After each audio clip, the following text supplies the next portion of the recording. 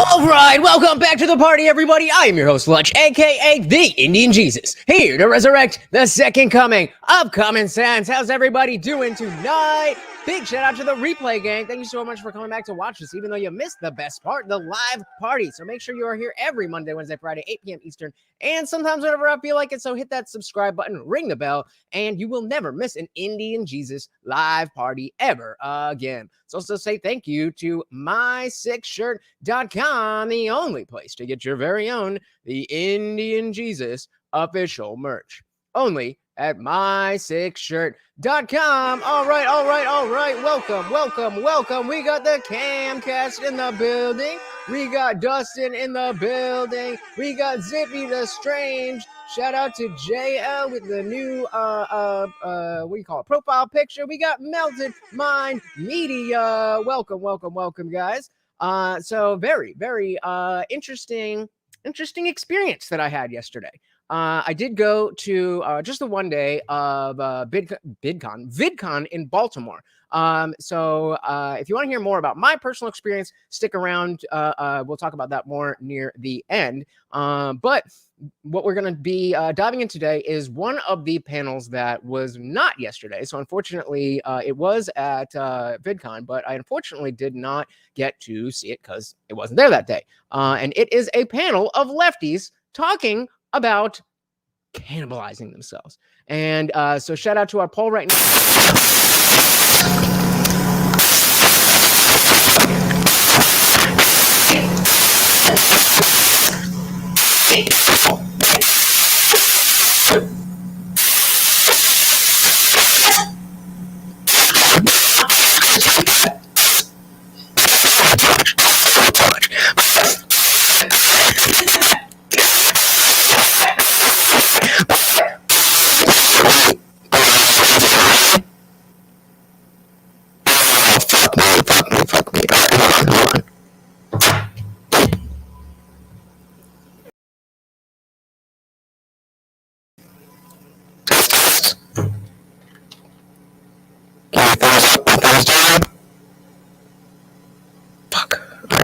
Dissect.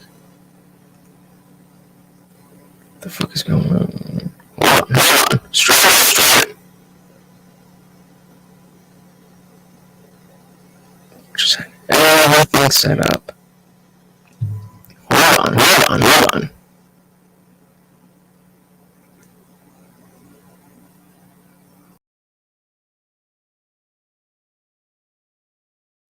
All right. Let's do this. Let's just do a whole reset. All right. So replay gang, you can stick around or just fast forward like 2 minutes. I'm just gonna go through this. But while we're waiting for that, anybody have any questions about what was VidCon like? What was my yeah, it's better now because I'm on my phone, which I'm not gonna be able to share anything. And I probably should have done that, but you know, I just restarted.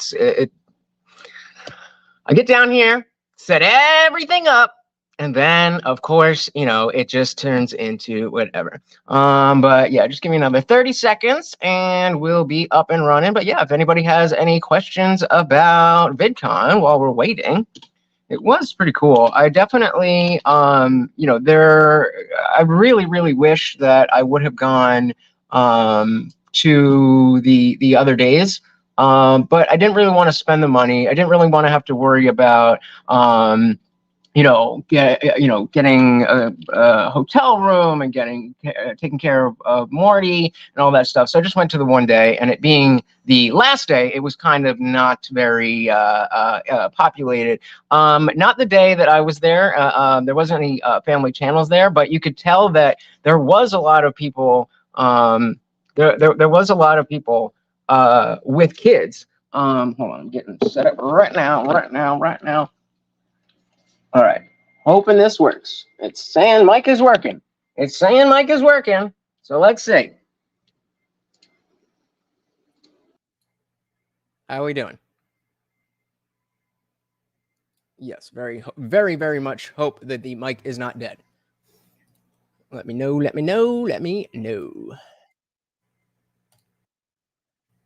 Okay, and I need that. Yes, no. Test, test, test. Sound good? Sound bad? Let me know. Good, beautiful. All right, sorry about that, guys. So let me just share this.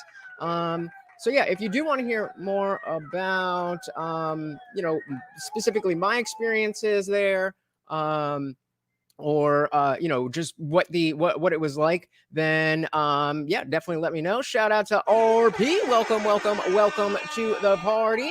All right, so let's do this. Let's just dive into the video.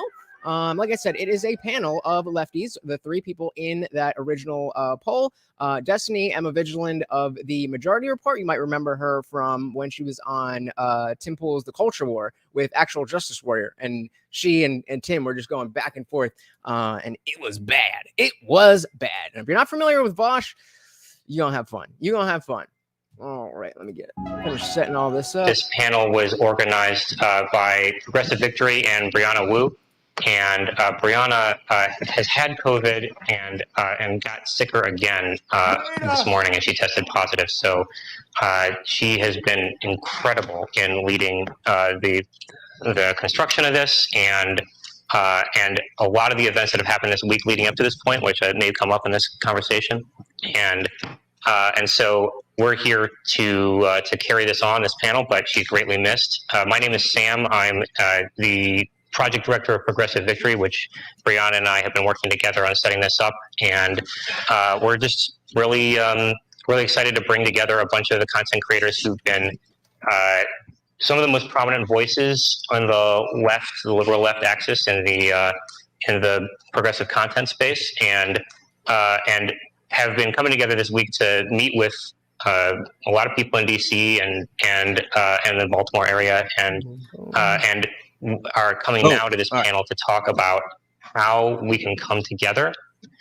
All right, so I'm going to skip forward a little. Obviously, they're just introducing the panel and themselves, and Destiny was the last to introduce himself. So the video is loud compared to me. All right, I can turn that down. That is not an issue.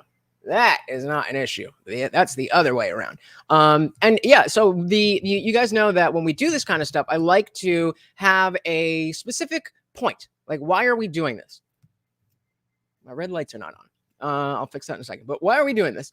And I just think how important, in the same way when we were watching Vivek Ramaswamy interview the Libs of TikTok girl on his podcast, as opposed to being interviewed, then it was the there is a missing chair. Yep. There is a lot of that goes on that we address as the left.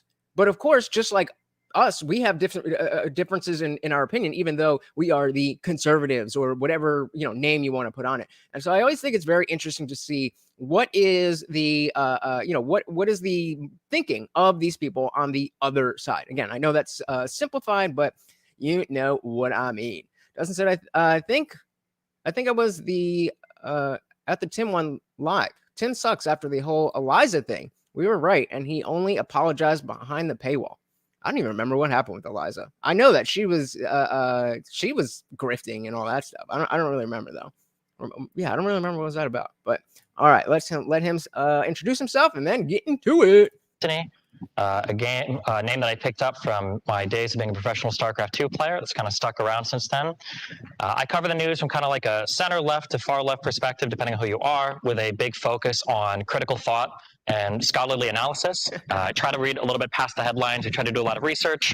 Rather than reading about a case, we'll read the actual indictments. Rather than reading about a Supreme Court decision, we'll try to read, the actual opinions from the judges. And I try to encourage people to hear people from different areas of the political spectrum without instantly assuming that they're evil or out to get them.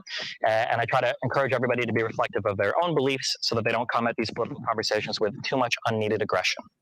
Yeah, I mean, Zippy says progressives do not come together. All they know is force. And that's why this is, come on, Jesus. That's why this is interesting to me, because you'll be able to find, any group of people. You can take a group of Christians. You can take a group of, BTS fans. You can take a group of any type of, any people.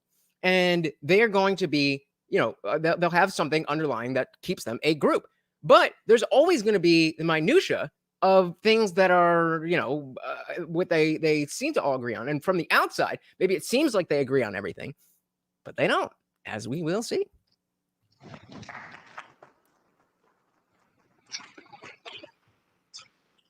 What are we doing? Just to start up the conversation, what is it that you think there's like a lot of wedges that are being driven right now, on the left, and what you think started that off and why it continues today? Well, I think that honestly, division on the left is not necessarily the worst thing sometimes. Like, people ask that question a lot, and I think it's just inherent to being on the left. Part of it's all right. Zippy is right. They don't even want to come together. They're like, this is just part of the game. Part of the game is that we're all going to hate each other and make sure that no matter what, we can't succeed, even though we generally all agree with each other. Having principles.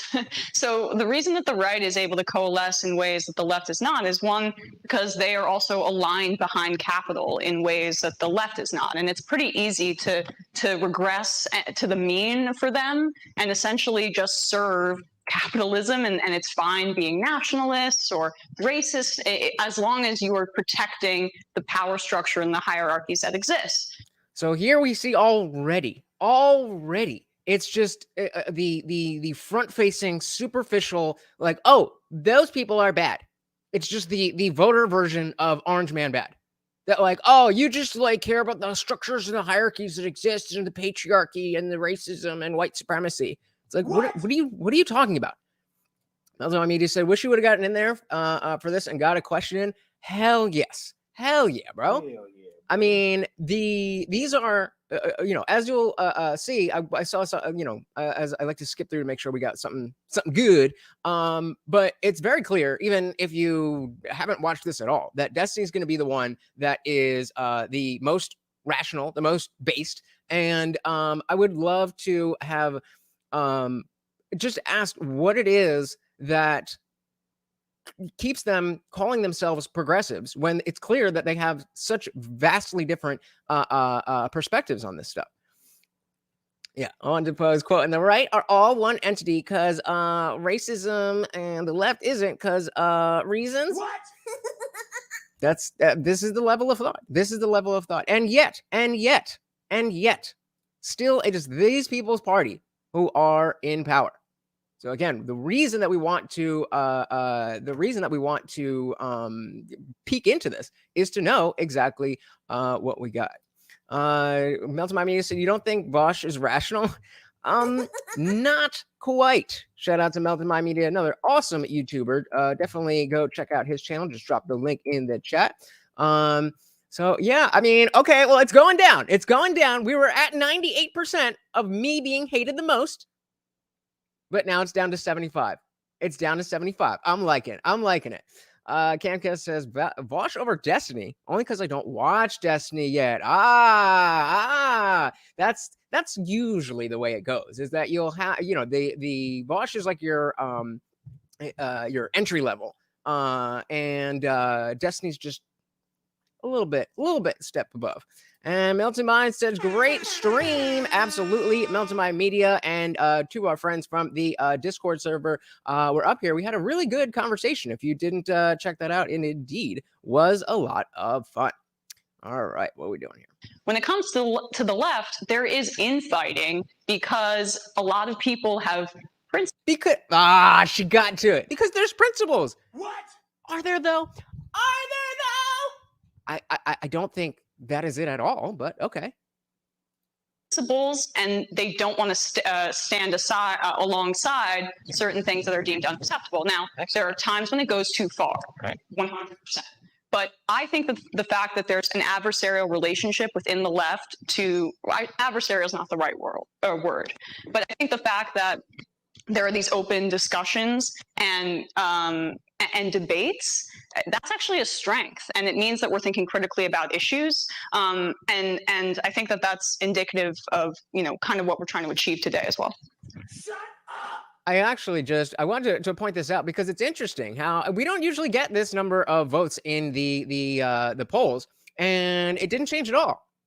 usually it's going to change based on your vote. But once you get a certain number, then it's like, oh, wait a minute. Now this is not statistically significant. When we think about voting, it's exactly the same thing. So it's, you know, it's great to know who you're voting for. But if you don't have some type of community effect, then you're just a drop in the bucket.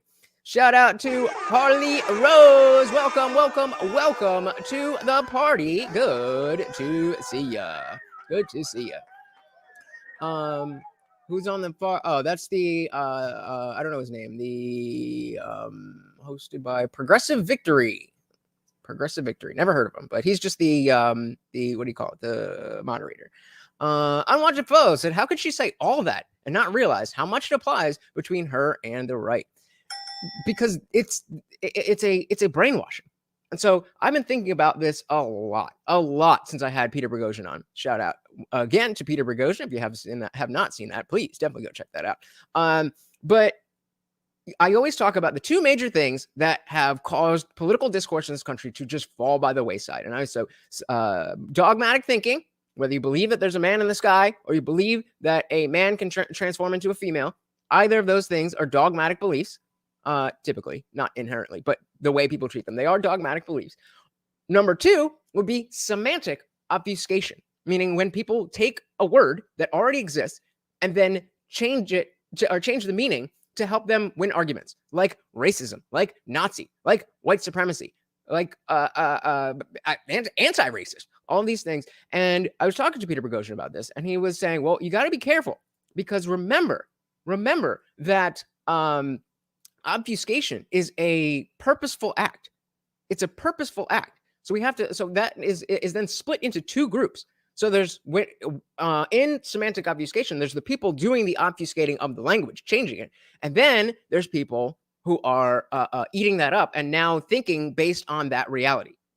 And so they're using words in a way that is very, very different than the way that we that we would understand them.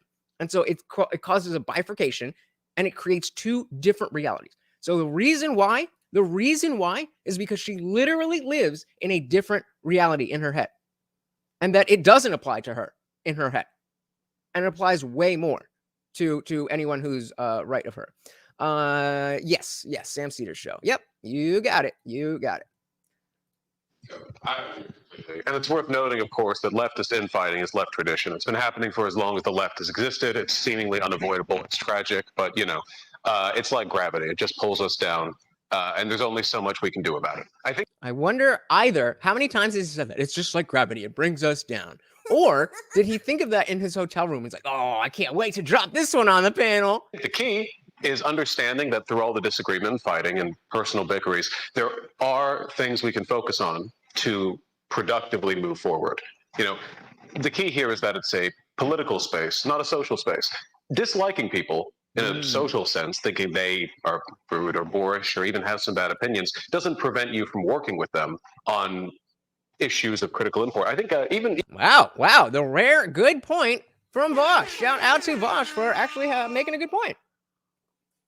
No, we teased. Vaush he seems like one of these people who's very intelligent, but he is what's the word? He's just like a little he's just a little less smart than he is. If he was just a tiny bit smarter, he'd realize how not smart he is, because he has a natural intelligence. He is well read, but he's reading the wrong things and making the wrong interpretations. So he's intelligent, but it's like 3 clicks to the left. It's like, you're so close. Shout out to Indie Film. Welcome to the party. Said, no vote for me. You are the only one I watch on that list.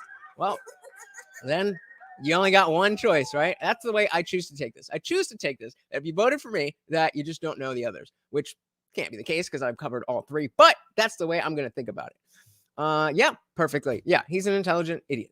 He's intelligent because the takes he has, Vaush, we're talking about now again. Vaush is, it's mind-blowing how out of this world he is. And it's not necessarily the typical crazy leftist stuff. It's the fact that you, like, what? How did you even get there? I did not even think that was a connection that somebody could make, as we'll say.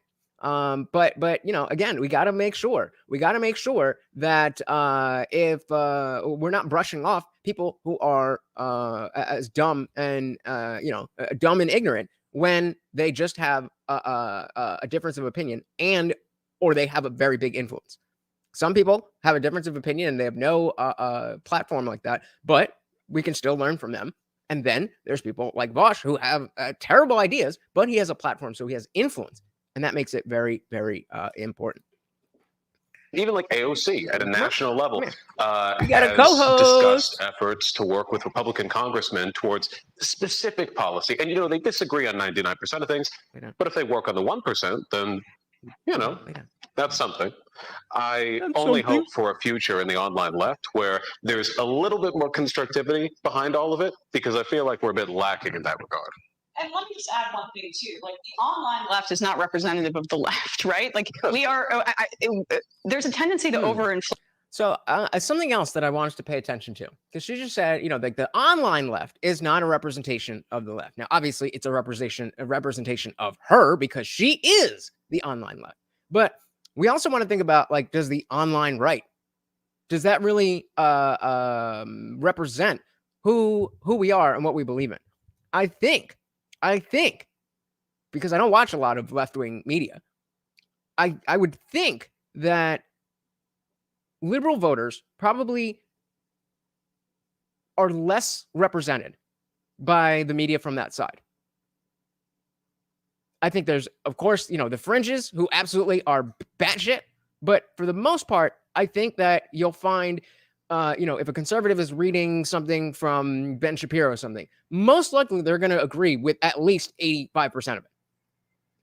And that, Emma, is because of principles, not because of, this orange man bad, I have to be part of a cult. Wanted Foe said, betting is a projection juice moment from Emma. Yep. We gonna wait for it. And when we get it, projection drinks all around. Our importance. We are not that important. We're just not. I'm agreed. Here to communicate issues. I don't feel that we should think of ourselves that way, honestly. Like, I'm here to communicate issues. I want to bring people on my platform that are actually doing the work. Okay. Did anybody say that you were doing anything different? You know, it's the things that people say unsolicited. Remember we talk about, like, Ron DeSantis. I will not let you down. Well, thanks for putting that idea in my head. It kind of sounds like you think you might let us down, and you're not only trying to convince us, but you're trying to convince yourself too. Emma doing the same thing. Listen to it again. Communicate issues. We are not that important. We're just not. I'm here to communicate issues. I don't feel that we should think of ourselves that way, honestly. Like, I'm here to communicate issues. I want to bring people on my platform that are actually doing the work, that are on the ground, that are advocates. That's the role that I see in this political space. Yeah, I mean, Montefiore, you're exactly right. You know, you can say, and it's obviously true that they're not hugely important people in terms of, you know, these 4 people are probably not going to be remembered in history. Sure. But saying that you're not important, like you're not doing work is I mean, maybe not you, Emma, but I know that at least the other 2 think and try to do their best to represent their ideas and try to fix the country the same way that we're sitting here doing that same thing.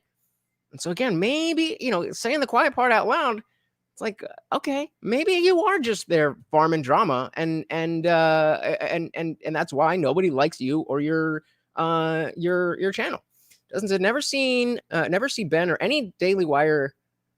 Ben, you've never seen Ben since he's been with the Daily Wire? Wow, that's a long time. I don't even think I knew who Ben Shapiro was. Actually, I shouldn't say that. I don't know when he joined, but as far as I can remember, he's always been part of the Daily Wire. When did that start? Interesting. But great observation I wanted to put. This is exactly the type of stuff that we want to look for. Exactly. And so, yeah, there's infighting with media personalities, but that's mostly about branding and stuff like that. What matters really are the people that are doing the work and organizing and working together. And I just think it's important to make that distinction between influencers and speakers and people who have microphones versus people who maybe don't get the attention that they deserve.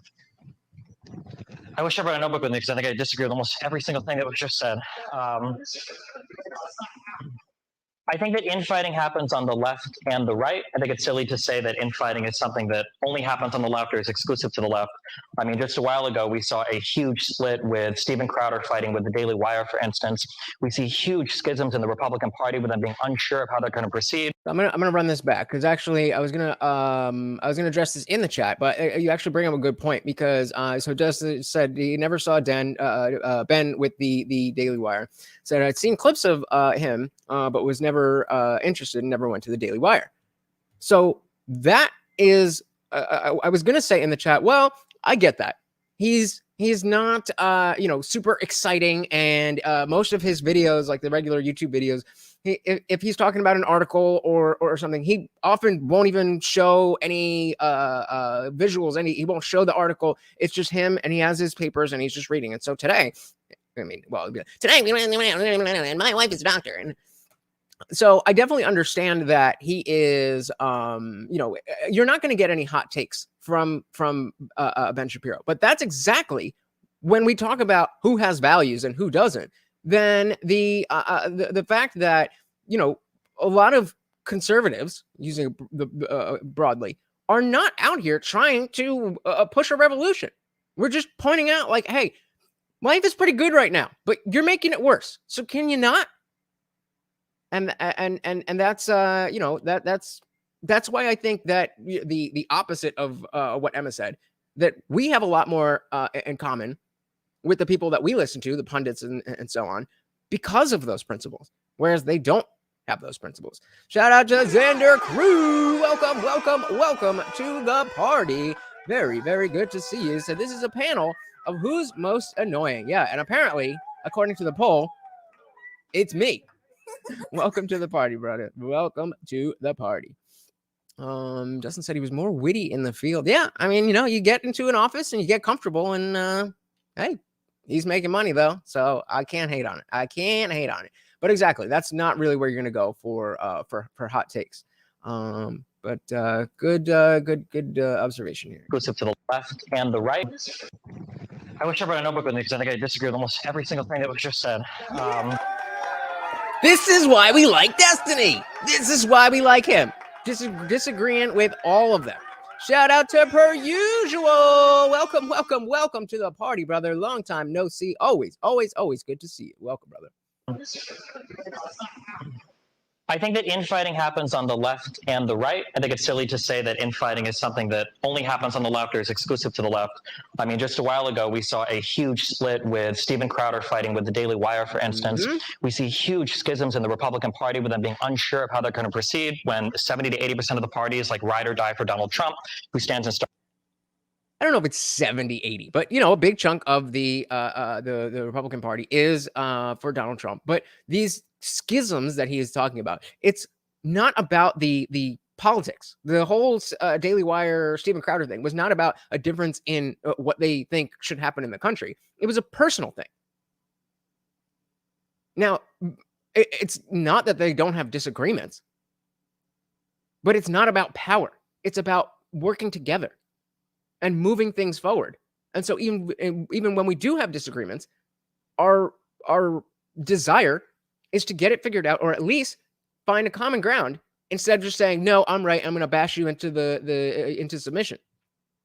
Camcast said, Destiny being a contrarian against Emma, this Emma person isn't surprising. Yeah, I mean, he is effectively the conservative on this panel.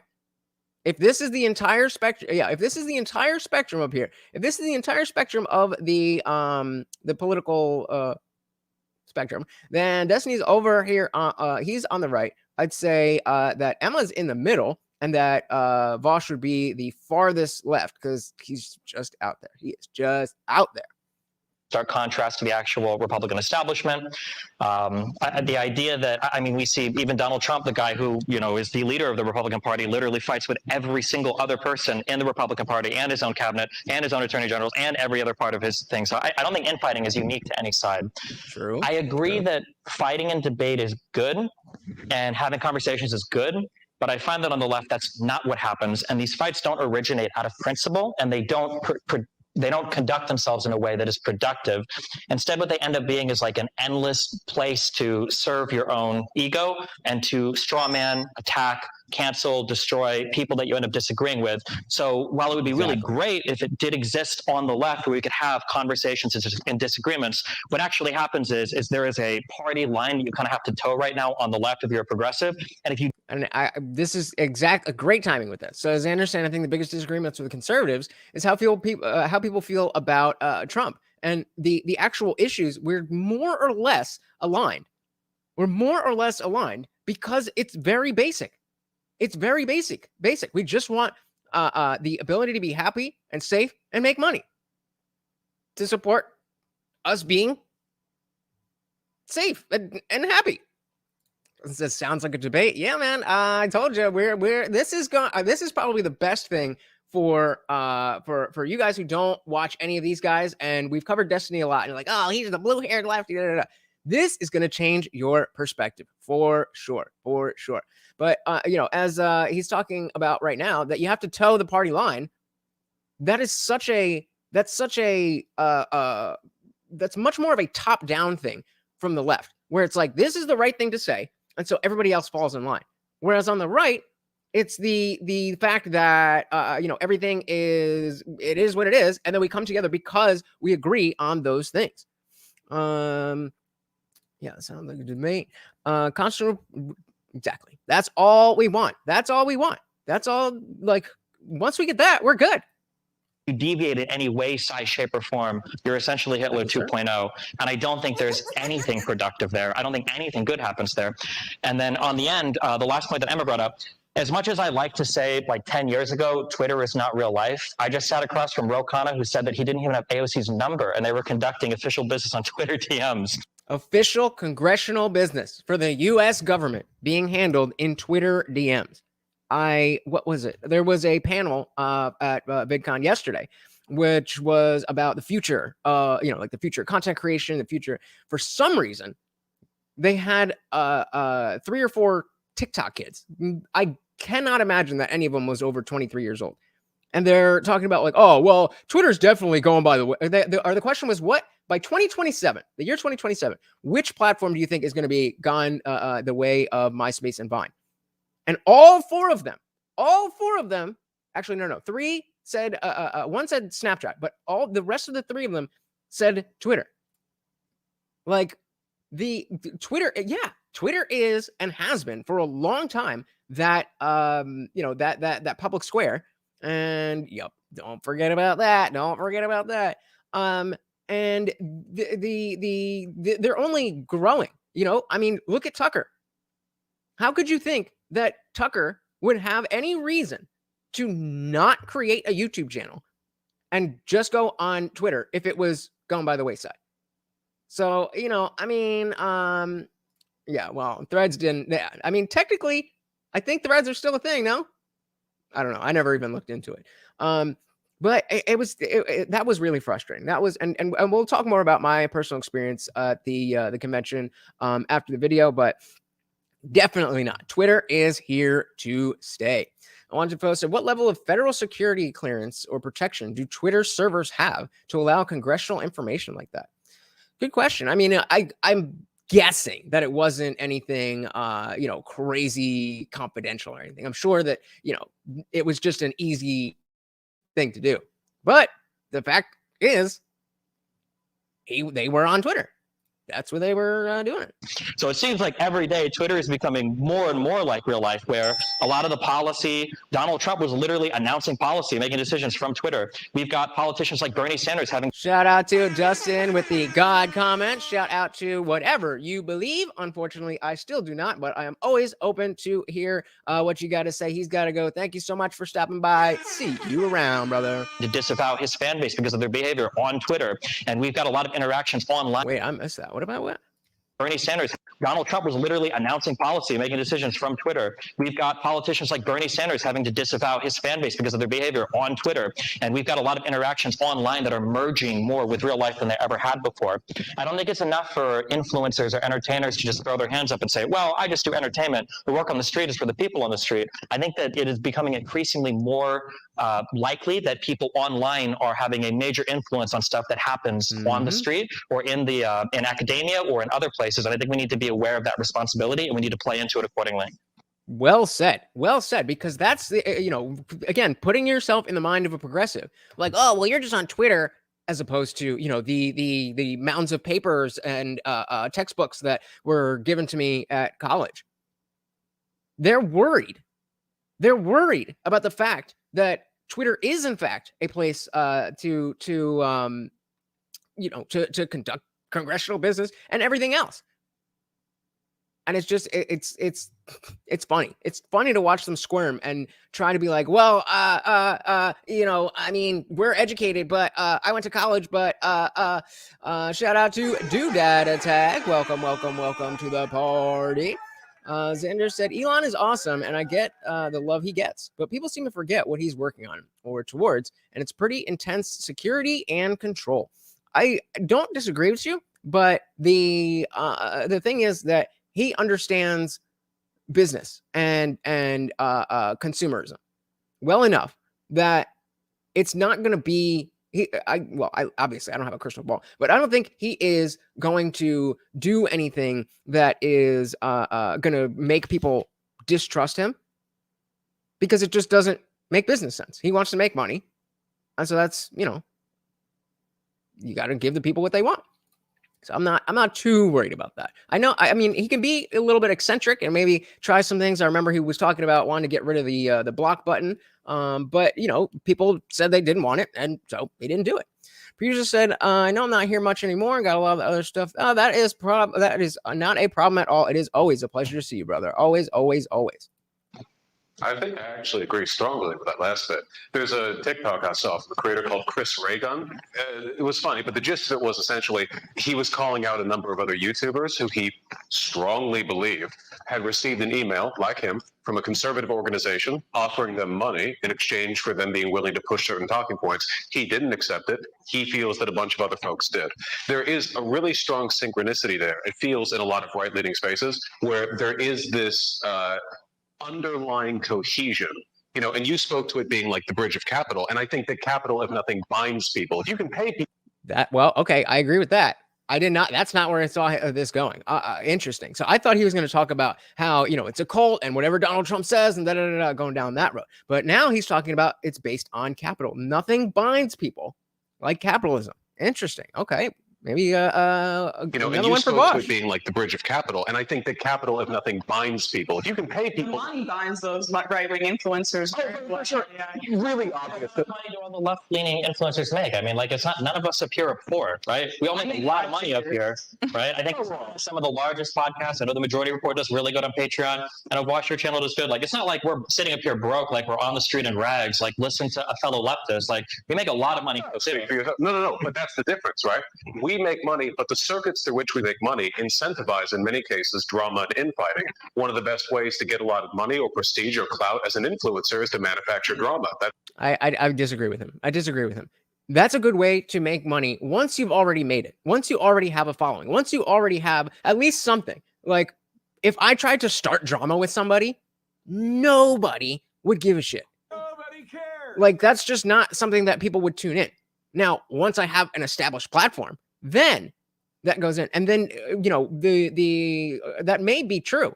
But that also then, if I'm just, beefing with this person and then that person and that person and that person, and I become a drama channel, then the people who want to come and talk about politics and talk about what's going on and what conversation, all of these kinds of things, you won't come back.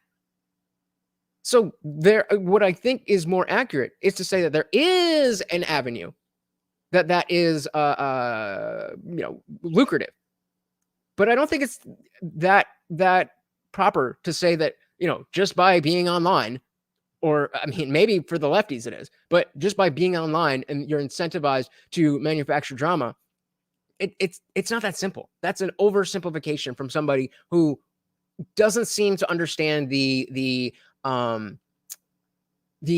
inner workings, or has forgotten. Obviously, he was a small creator at one time, but he's now Vaush. So that's just no. Xander says Elon gives me Trojan horse vibes. I also give him the side eye for wearing a Baphomet demon symbols on his clothes and being so close to the Grimes. I don't know what either of those things are. The symbol of ancient dark things, evil-ish, is there. Time will tell. Sounds ominous. Now, I mean, I'm certainly not, an Elon fanboy. Not by the slightest. I think that he's an interesting person. I appreciate, his contributions to the world and everything. But I just, thank you. It doesn't seem like he is one of these evil genius people. That he might be shrewd and he might be ruthless as a businessman, but that's how all businessmen are. It's just that most of them are not as good at it as Elon. That's the case for drama YouTubers, and it's the case for political YouTubers. And there's a critical difference between wealth acquired through that means and wealth that you receive from a different organization on the condition that you adhere to a certain set of values and not broach certain topics. And I think that difference, now that's not something we want to replicate, right? I'm not suggesting the solution for the left is to set up like dark money packs and start funding it. But I think it's the same. It's interesting, again, how when we're talking about Vaush's intelligence, that he's using big words, but he's not really saying much. And again, this is where you get the people on the left who are so stuck on what's on paper. Where's the proof? Give me the evidence. What does the study say? Of course, that is important. But if you don't have a social context for numbers, then it doesn't mean anything.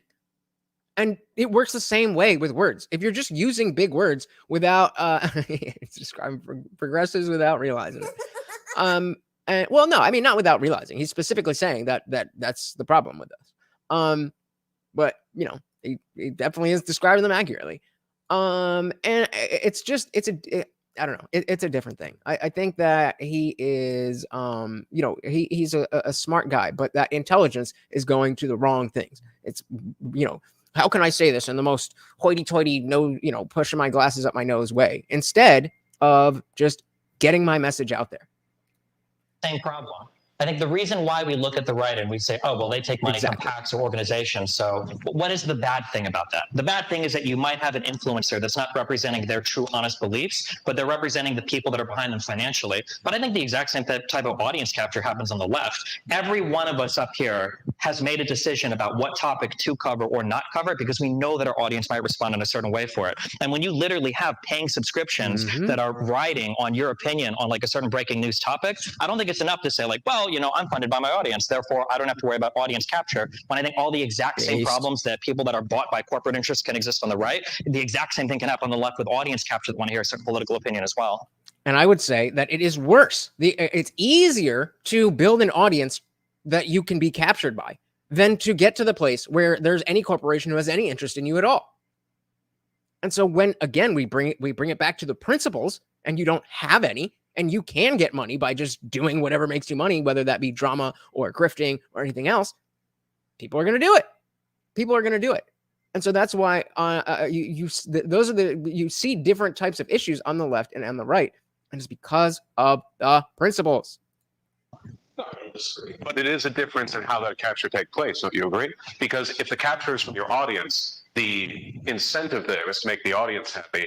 Whereas the incentive in the case of sort of other money would be to keep your benefactors happy. And they might have a much more structured and specific set of goals. If you're getting funded by a consumer, I get what he's saying. That, okay, even if you say you're captured by your audience and you're just saying what you can to make them happy, then at least those are just individual people. But a corporation has a lot more influence and doing the bidding of, or not doing the bidding, but pandering to corporations is a different thing. I don't know if I agree. What do you guys think? Is that a reasonable excuse? I mean, obviously, you should never be just putting content out there for the purposes of, at least in politics. You shouldn't be putting content out just like, oh, I'm going to say what I know you guys like so that you'll pay me. Obviously, you shouldn't do that. But is it the same thing if you're, the average grifter on YouTube versus corporate, media, CNN and stuff like that? I don't know. Shout out to Daniel Cabrera. Welcome to the party. So I bet money Vaush would sound more intelligent with a sock in his mouth. Probably. Because again, he says a lot of words, but they don't really mean anything. Neither is really better than the other. Yeah, agreed. Pander to people or pander to people in a business. I do think there is something, like, I get what he's saying. And if we were, talking about something else and this was a hill that he's willing to die on, I would absolutely, for the sake of the conversation, be like, okay, let's just say that they're different. But nah. It's a matter of authenticity. Are you being authentic? That's it. He said Destiny doesn't try to make his audience happy. He frequently sees a fan and his audience happy. He frequently see his fan say he is becoming too far right. I think his fans are just going further left. Well, I think the world, the country is going further left, and he is, pretty much, what he's been. And I think he was. I think we would call him a little bit more of an extreme, progressive instead of just like a regular default liberal type before. But now honestly, it's almost like he is the center right person. Not to us, but from the people outside. And it's certainly, if you're sitting in the audience of this, well, certainly Emma and Vaush are not the furthest right on this panel by far. Conservative pack, they don't care about drama. Like, they're not interested in like a video that gets a bunch of views because you trash another conservative. They're trying to toe a line here, So we're not trying to replicate that. But Wait. I agree that I'm not necessarily interested in drama, but that's because what? Another conservative. They're trying to toe a line here, Oh, we're trying to toe a line. Oh, it's not because we're better. It's not because we have principles. It's not because we actually care about the things that we're saying. It's because we have to fit in with the group. Projection. Sad. So we're not trying to replicate that, but I think that it takes maybe you should be a certain level of discipline in order to get comparable results in terms of audience engagement and cohesion. And to that extent, a lot of work needs to be done. So I'm hearing a lot of conversation here about. How the incentives in the space lead toward conflict and confrontation, which I think any observer can see that is an angle, right? So the question I think before all of you is, given those incentives, how can there be any kind of cooperation between people who are incentivized to a certain extent by the way that the space works and the platform algorithms themselves to create conflict between one another? I think that's certainly a good point. I mean, debates and things like that, but there's always an audience for that, right? And sure. I don't know if you can get around that incentive except to just not engage in it in the same way. See, I think that's the wrong way to think of it. So another panel that I saw yesterday was teaching. It was just called like teaching you something. I'm sure somebody out there is familiar with Dr. Mike. He was on this panel with a few other people who were like professionals, where they're actually teaching real life stuff on their channel. And so they're talking about how to make like nobody wants to feel like they're tuning into a lecture. You want to make it fun. You want to make it engaging. And the way that they are talking about drama or disagreements or whatever is very telling, because it's not about, staying away from the drama. It's about tying the drama, whatever it is, into real life. Like, I mean, I know it's a meme. The go touch grass is just a meme, but it really does seem like the people on this side are a lot more willing to just get to the point. And I don't care about winning. I care about understanding. And that's why. Any film said those that have those leave the left. The Indian, Jesus, and Dave Rubin. Yep. Yeah. Of the I mean, Dave Rubin is a good guy for the purposes. Let's not tear into Dave. But thank you, sir. Not really reflected in the poll here, where still 70% of you hate me the most. But I know you'd do that anyway. People grow out of the left more than they grow out of the right. Yep. There's a reason they say if you're not a liberal when you're a kid, then you have no heart. But if you're not conservative as you grow older, you have no brain. Daniel says, oh, yes, toe line. That's why I've lost friends, because I call myself a Christian without a church, because the tribalism just drives me away. Yeah, that's what they think. That's what they think. Like, yeah, I decided to stay home for 2 years of holidays because I wanted to toe the line.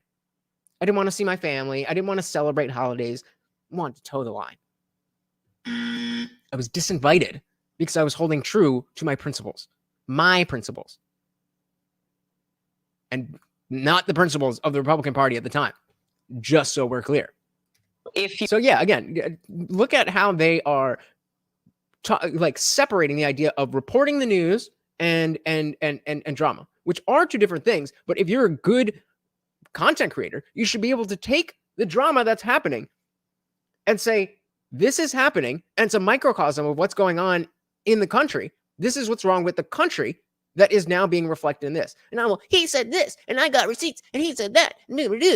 Like, yeah, that's why you think of it this way, because in your mind, there's a very big difference between real life and politics. Think about that.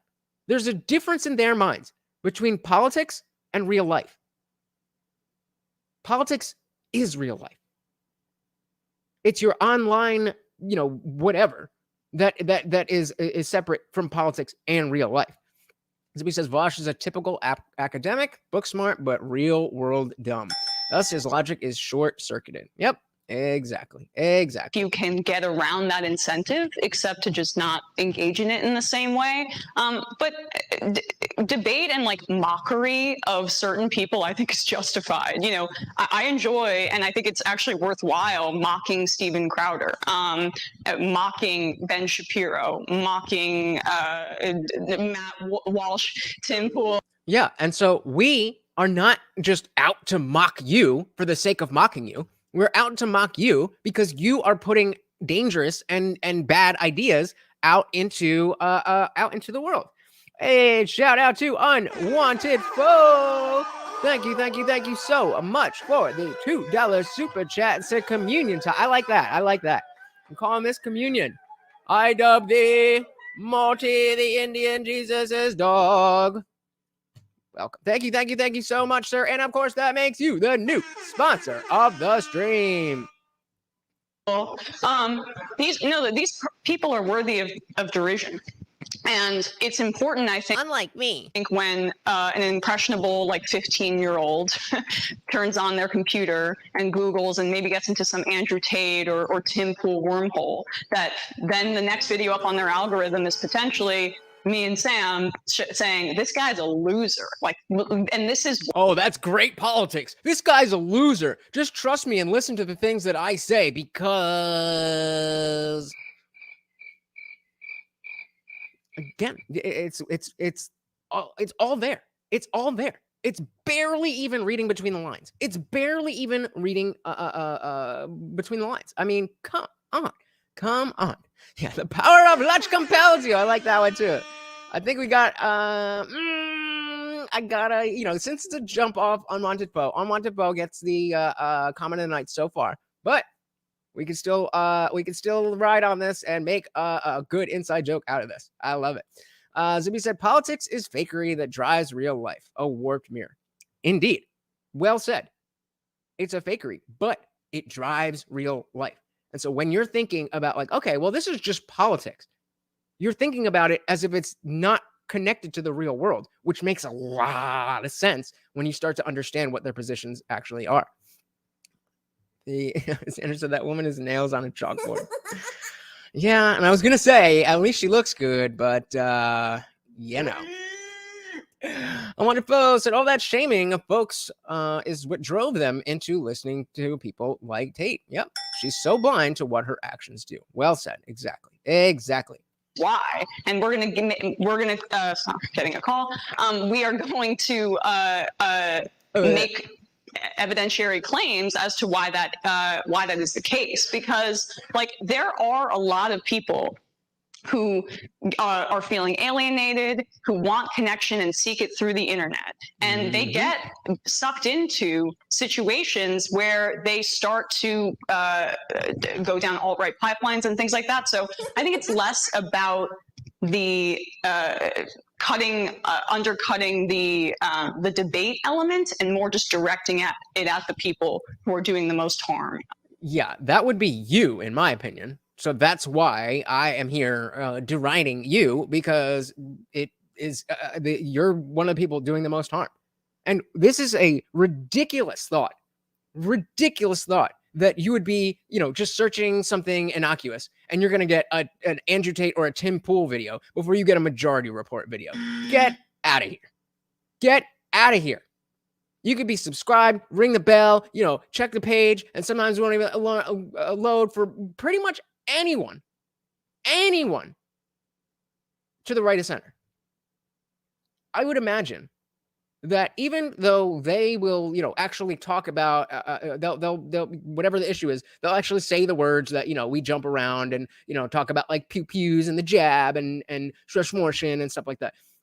And they still will get pushed out to way more people than a channel of the same size talk on the other side of the issue when they're dancing around the words. It's, come on. Sandra said, it's women who speak like her that make me choose the gay way. Well, that's why you gotta shut her up and get down to business. It's not a choice. You're just born that way. In society. Yeah, I don't necessarily disagree with that. I don't think anybody would have as much of a problem. I mean, some people will still argue over optics or whatever, but if all of the vitriol and ire were aimed at people like Steven Crowder or Tim Pool, I think people would complain probably a lot less, because I think a lot of people on the left feel that rightfully so, a lot of these guys deserve it. And a lot of those guys throw it at people on the left all the time too. I'm not really, I gotta get back, but I gotta run that back. But shout out to Xander Crew, tied to the Indian Jesus. Thank you so much. Hold on.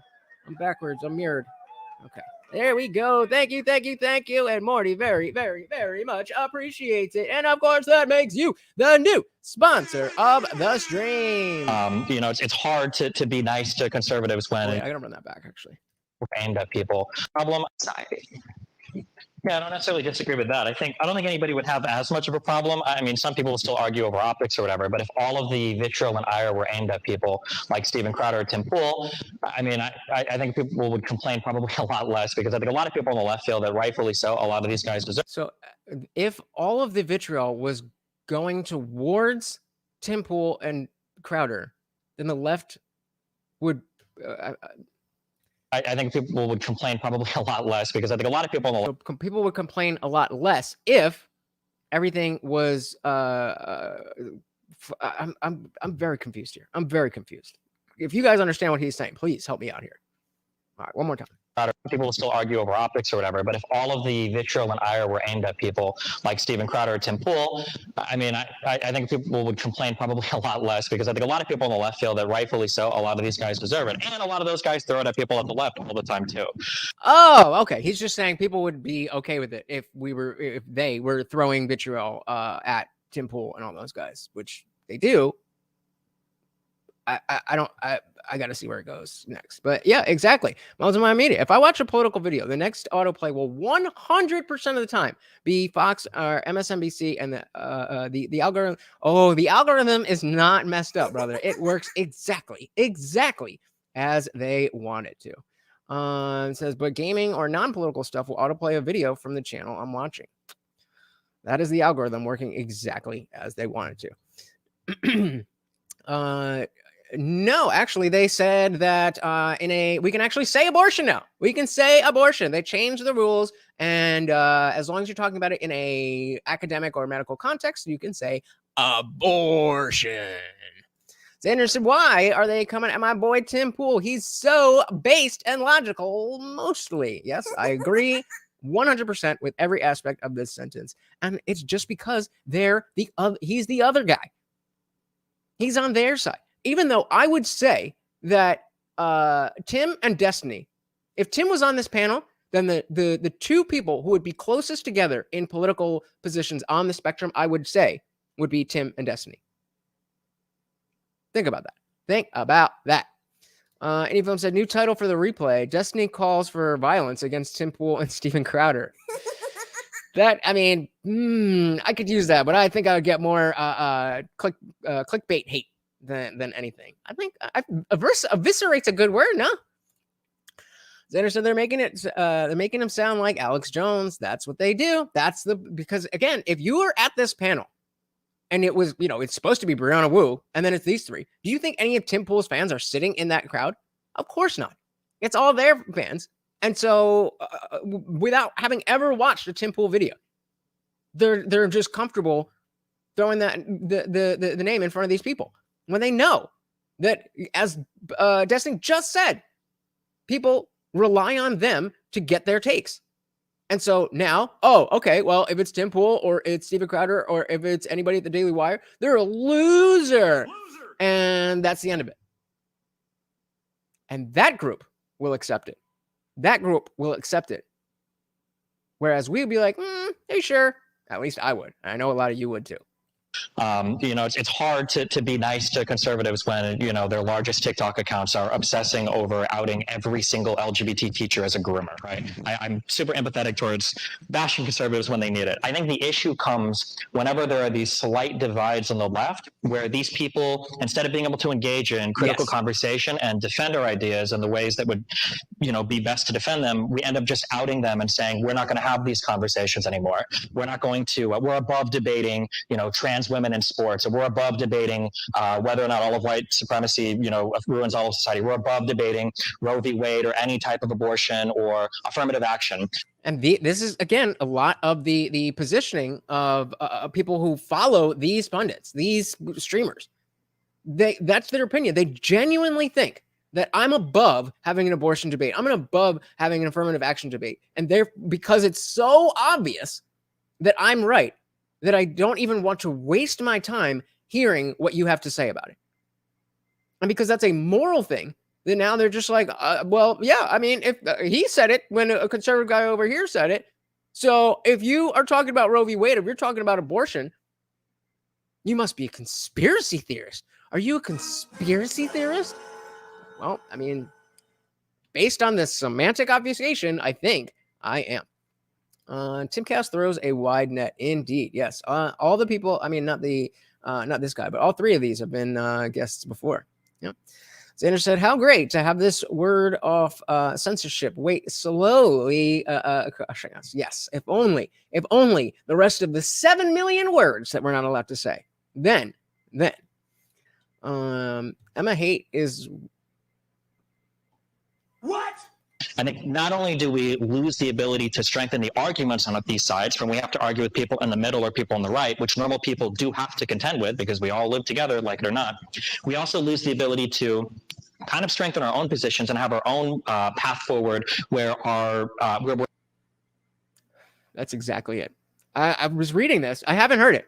And I'm like, wait a minute. We can what? And you're exactly right. That's exactly what they're doing. That's exactly what they're doing. I didn't know that, but makes a lot of sense. Makes a lot of sense. All right, let's run this back a sec, just see where we're. People do have to contend with because we all live together, like it or not.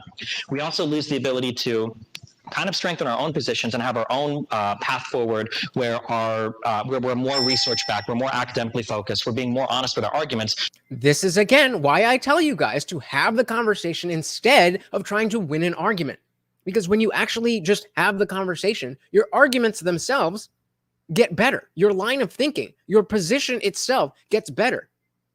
Or it's tested and stands strong, and you can be more confident in the position that you had in the first place. Because instead of actually testing the metal of any of our arguments and fortifying them and reinforcing them, we end up just outing somebody for simple disagreements. Be like, we are better than you. N-words.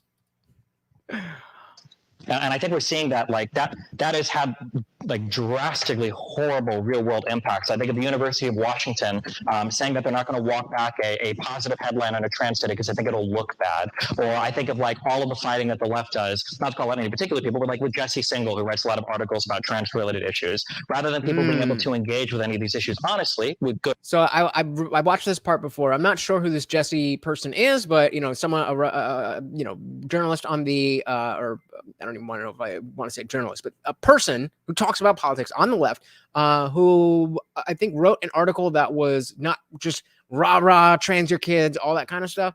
So that's the context for what they're talking about.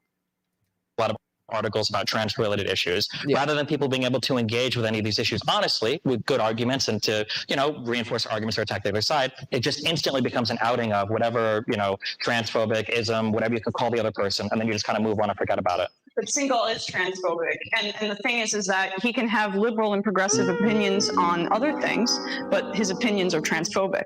So you can, and that's the conversation now. That's the conversation now. Is he or is he not transphobic? Instead of, well, what is the actual stance? Why is this incorrect? Or why? What is your position that's better? No, he was meh, meh, meh, meh, meh, meh. Any film says Destiny on Timcast IRL. Pregnant people can get an abortion. No, that was Lance from the Surfs. People can get an abortion up until full term. Also, if a mother takes meth and kills her unborn baby or unborn child, she should be tried for that. Makes sense, right? Because, well, when you're doing meth, you're harming a baby. But if you get an abortion, that's not harming anybody. What? That's really, really, really, really what he thought. And again, another thought leader. This isn't just some schmuck. This is somebody who puts these ideas out to people every single day, and they listen, and then they vote. Yeah, best one out there. I want to post a no surprise that Emma immediately does exactly what Dusty says the left shouldn't do. Bingo. Yup. You can make claims about individual opinions, and no one's saying you're never allowed to vote Democrat again, Jesse. You're out of the club. But that those opinions. But you did just say he's out of the club. Being transphobic is not congruent with being in the club, right? So if you're saying it's not that you're out of the club, you're just out of the club. What? Hey, shout out to Dr. Evil Genius. Welcome, welcome, welcome to the party. Good friend of the channel. If you have not, please go check out the Talking Shit podcast. Just drop the link in the chat. Welcome, brother. Welcome. Dr. Evil Genius says, if you don't agree with me, you're weak and quaking in your boots out of fear. The word phobia has been misnomered into irrelevance. Absolutely. And that's exactly the semantic obfuscation, is that if you were phobic, that used to mean something. It used to mean something. Does anybody have any understanding of what Emma's position on this Jesse person is because she said transphobic? Do we know what he actually said? Did he say that he wants them all to be ended? Did he say maybe not in sports? Did he say maybe not in bathrooms? Well, it doesn't matter. He didn't agree, so it's transphobic. Come on, bro. Come on. And an over focus on the sister myth or things like that is a transphobic impulse. I think that it just makes people principled and clear-eyed. So looking at somebody like Singal, how would we say that that's a transphobic person? Somebody that clearly aligns with most left-leaning things, is clearly in favor of most forms of trans therapy. Is it because he takes a critical look at some research that we just write him off as transphobic? Well, I don't think that I don't know. I don't think that the analysis of the desister myth from his end is in good faith. But I mean, so he's talking about desistance rates, where all of us are probably very familiar with the idea of desistance, that if you just leave the kid alone, most likely they will go through puberty like a normal child and get rid of this idea of wanting to change their body. They grow into a new body naturally through puberty, and that is an uncomfortable thing for all of us. That doesn't mean that because you don't like your body when you're a 13-year-old girl, that you're a man. But, if you say that, then now you're transphobic and you're out of the club. Even though she said you're not out of the club, she is specifically saying, don't worry, Jesse, you can still vote for our side and receive the newsletter, but we can't hang out. Exactly. I'm not here to debate Jesse Singal. Then why did you bring up the debate? Destiny. Whoever said it, but Destiny was making a point about specifically not doing this. And yes, he brought up somebody as an example to be somebody. Okay, we don't agree with this thing that he said. He wrote this article, or he's wrote these articles, and he's not good on those issues. We don't like him. Or we don't like them being the positions. But that doesn't mean we don't have to like him. Well, I'm not going to sit here and debate. Then shut up. How about that? He's like the fact that there's this overwhelming number of trans people who are desisting, and that doctors are pushing this onto people. Yup. That's happening. I think that what you cover is just as important and what you choose to focus on is just as important as what you say. And I'm going to count that as a projection. Specifically because she's talking about this Jesse guy and how he's covering, desistance rates, and saying what you choose to cover and what you choose to focus on and not focus on. Well, you're choosing to focus on the part that you disagree in the article, and choosing not to focus on the fact that you apparently have a better position. Why is that? Why not just correct him? Why does he have to be transphobic? And I mean, I don't get it. It does. It makes my brain hurt too. I'm right there with you, brother. He overemphasizes these case-by-case claims that undercut the solidarity that we should have with trans people. The solidarity that we should have with trans people. Damn the science. Damn reality. We just have to be in solidarity. We have to rah-rah because we have to rah-rah. Listen to it again. She says the quiet part out loud. As what you say, and he overemphasizes these case-by-case claims that undercut the solidarity that we should have with trans people. Sure. So I can agree that there is. I mean, we shouldn't listen to science, because we should have solidarity with these people who, by having this solidarity and ignoring the science, are condemning to a life of hell, because we have to be in solidarity. It's all right, bub. Just stay. You shaking? I don't know. Is it raining? It's not raining. What are you shaking about? You're all right. Just stay here. You're good. We'll get you some more treats. You'll be all right. Xander said the trans agenda will one day be studied as a mass G-side of gay people and autistic people. They've taken these vulnerable people and fed them a lie that will cause harm over time. I mean, it already has, but you're absolutely right. Absolutely right. I think, gay people, autistic people, and, people who are generally just have extreme personality disorders or, extreme depression, things, all of it. This is just a catch-all now. Not happy? Cut off your dick. That's what it is. It's important to focus on what you decide to cover. I think that can be as important as how you cover something. But I mean, at this point, Jesse's beat is essentially writing about trans-related issues. I find it unfortunate that on the left, we've decided that if you take a critical look at trans stuff, which is, for better or for worse, been like the national discourse for the last 2 years, because Republicans have no other platform. I love when the lefties do this. Here's this giant thing that's changing the entire world. Why are you so obsessed with this? Why are you so obsessed with this? And then remember, it was when we were talking about Jazz Jennings with Lance and Surfs on on Timcast when he had that quote that Any Film was talking about. And he's like, why do you care so much about kids' genitals? What? Like, bro, what do you mean? And then Emma did the same exact thing when she was like, why do neo-Nazis like your show? It's like, bro, all right. Go ahead. Just don't jump down. No, just Jesus. He's gonna hurt himself. He's gonna hurt himself. All right. Yeah, because Republicans have no other platform. For better or for worse, been like the national discourse for the last 2 years, because Republicans have no other platform, that we're not allowed to have somebody that focuses on, the reality that there are some people that desist. There are some people that get on these medications that maybe don't need to be. Instead of even being able to look at that, we say that type of focus is inappropriate. But if you want to talk about like police killing unarmed black men, regardless of what the numbers there, we can have a hyper fixation on that, such to the point that we even cover these stories in dramatically incorrect ways that leads to additional rioting or other downstream bad consequences. The coverage is commensurate with the fact that Black people are much more likely to be killed or abused by police, and that is why there is that emphasis. Trans people, 90%. Is it though?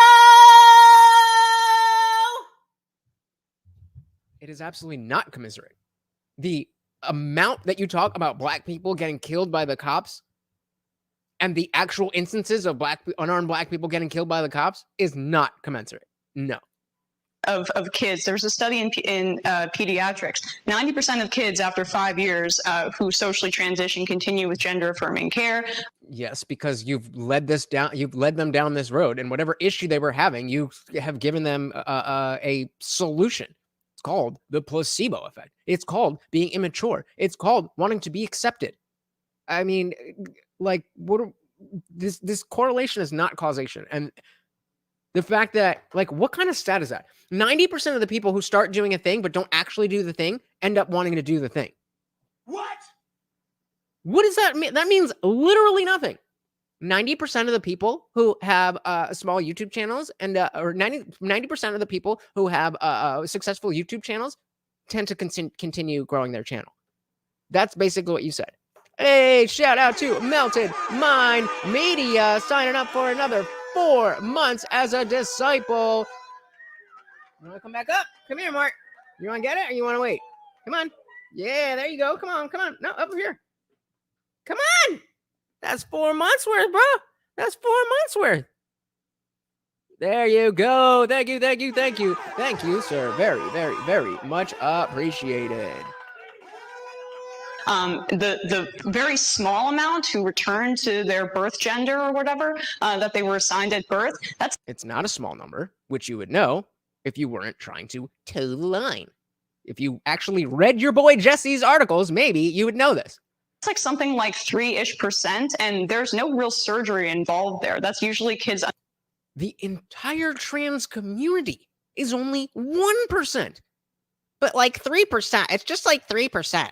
Under the age of 10 before hormone therapy has even started. So my coverage of trans issues is proportionate to the amount of kids that are actually transitioning and happy with their transition.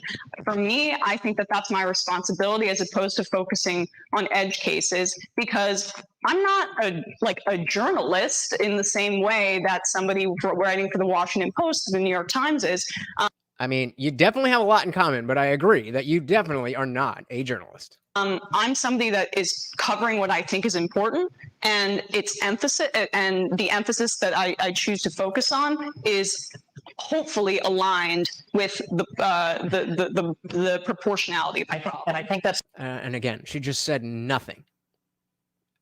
Nothing. Well, she said this. I wanted to post quote. Well, we've conditioned these kids for 5 years to think they're trans, so 90% of those conditioned kids stay conditioned. Yeah. No shit. That is not surprising. I like to think about those 10%. And it's like you're just okay with them ruining their lives as children. Because again, what are you saying? If we're starting to socially transition kids as they're little, in elementary school, then 5 years later, if we're using this stat, of course they're going to still be conditioned. And if we're using that as a reason that they should then go ahead with surgery, you're putting the cart before the horse. You're putting the cart before the host. Unwanted Bo is not feeling Emma. Yeah, right. Well, and that's a good question. They do keep tabs, but it's all self-reported. So if you're already a delusional person, then why should I believe anything that you say? How do you? I wouldn't. How do you know that the attention that you're getting from your new trans community is not what keeps you happy? I'm not saying it is, but how do you know that it's not? You know, assigned at birth is not an intellectually honest statement. Agreed. Dr. Evil Genius says, when you live in a society that says boys are bad and girls are good, why would you expect to see large groups of males looking to go back? Take away hate for boys and men and see what happens. Fuck yeah. I mean, granted, we do see, my concern is more with the children. I understand you're talking about, most of the people who transition later in life are men, and it's very obvious that society is hostile towards men. So all you got to do is trans yourself, and now you're in a protected class, and all the patriarchy, I'm so oppressed, and blah, blah, blah, blah, blah, blah, blah, blah. Take away hate for boys and men and see what happens. Great comment. Shout out to Ian Hartman. Welcome to the party. Said, born this way isn't one either.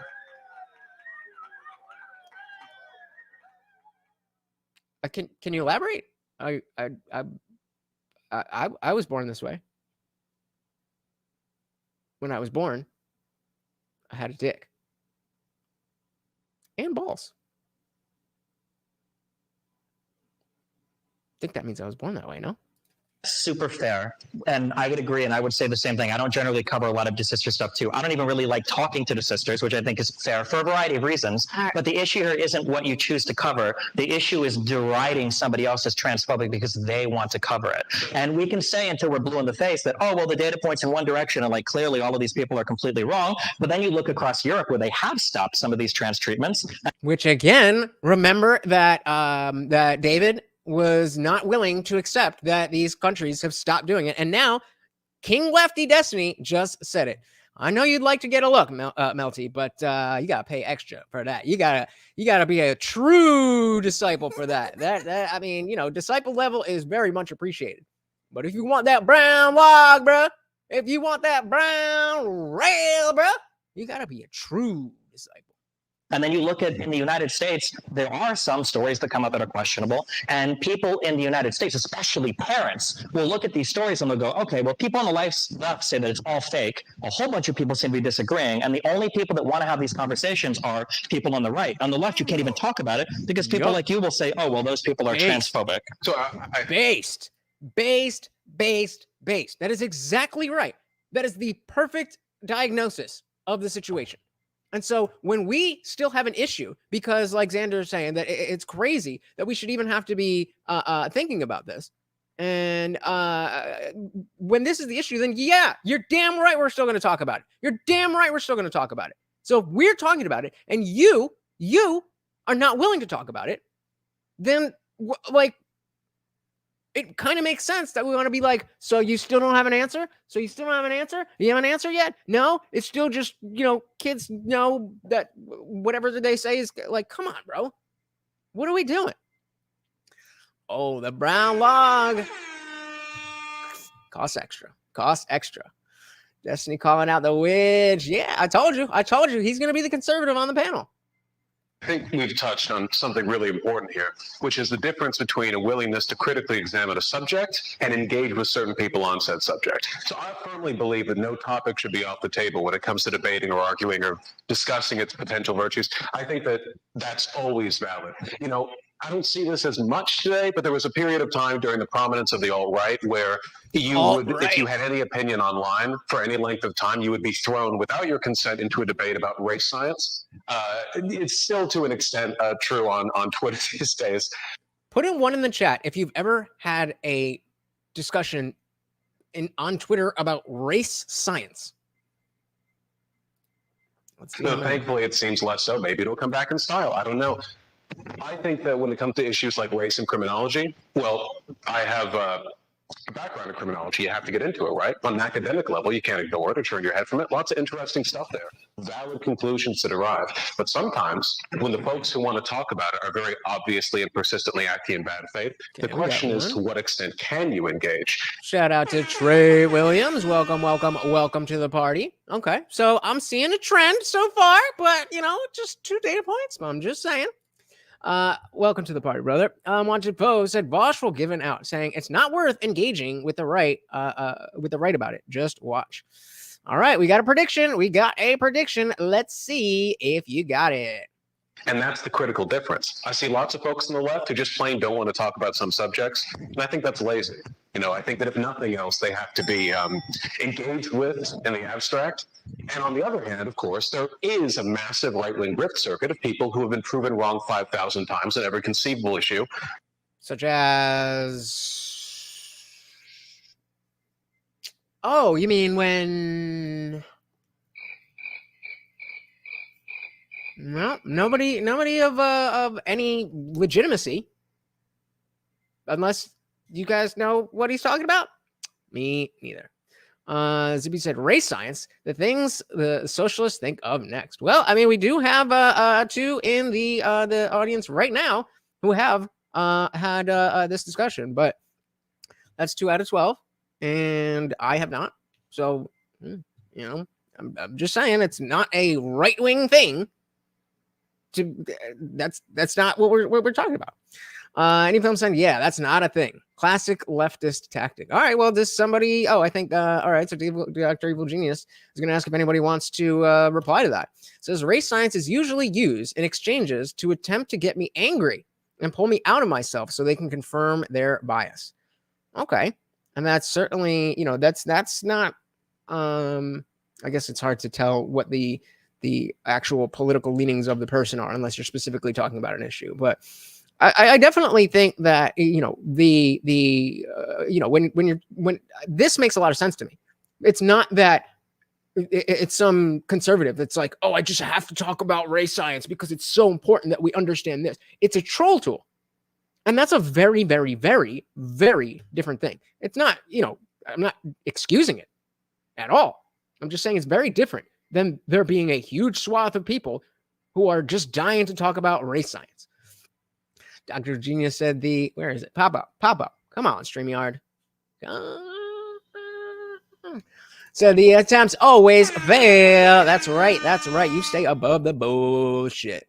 Ian said most discussions about race aren't honest about race. Yeah,